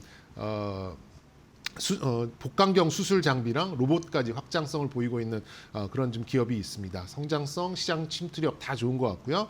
그리고 이 회사가 던져준 가이던스만 어느 정도 충족해 나가는 그런 그림만 보여준다면 지금 시가총액이 한 2조 정도인데요.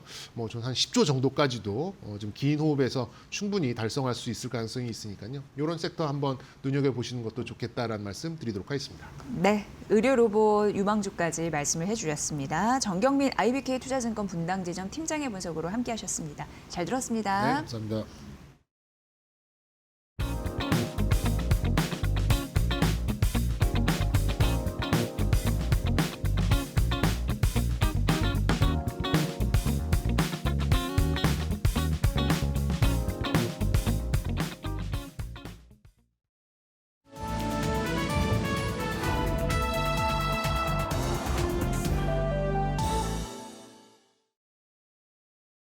안녕하세요. 증시 날씨 전해드리는 마켓에더 김수현입니다.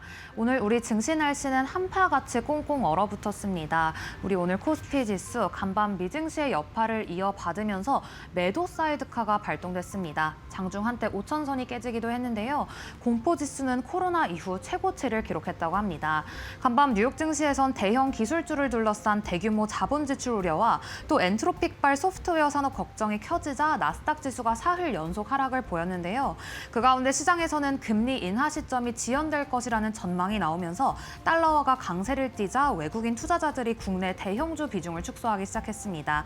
오늘 나흘 만에 매도 사이드카가 발동되면서 변동성이 큰 장세를 보이고 있는데요. 다음 장에서 더 자세한 시장 분위기 함께 살펴보시죠. 우선 오늘 대부분의 섹터에는 비가 내리고 있습니다. 그 가운데 앞서 말씀드렸던 것처럼 반도체주에 연일 비가 내리고 있는데요. 최근 엔트로픽이 공개한 AI 도구가 시장에 충격을 주고 있습니다. 그 가운데 국내에서는 오늘 나온 언론 보도에 따르면 삼성전자가 HBM4 HBM4용 디램만 월 12만 장 규모로 증설한다는 단독 뉴스가 나왔는데요. 하지만 그럼에도 오늘 반도체주는 기지개를 켜지 못하고 있습니다.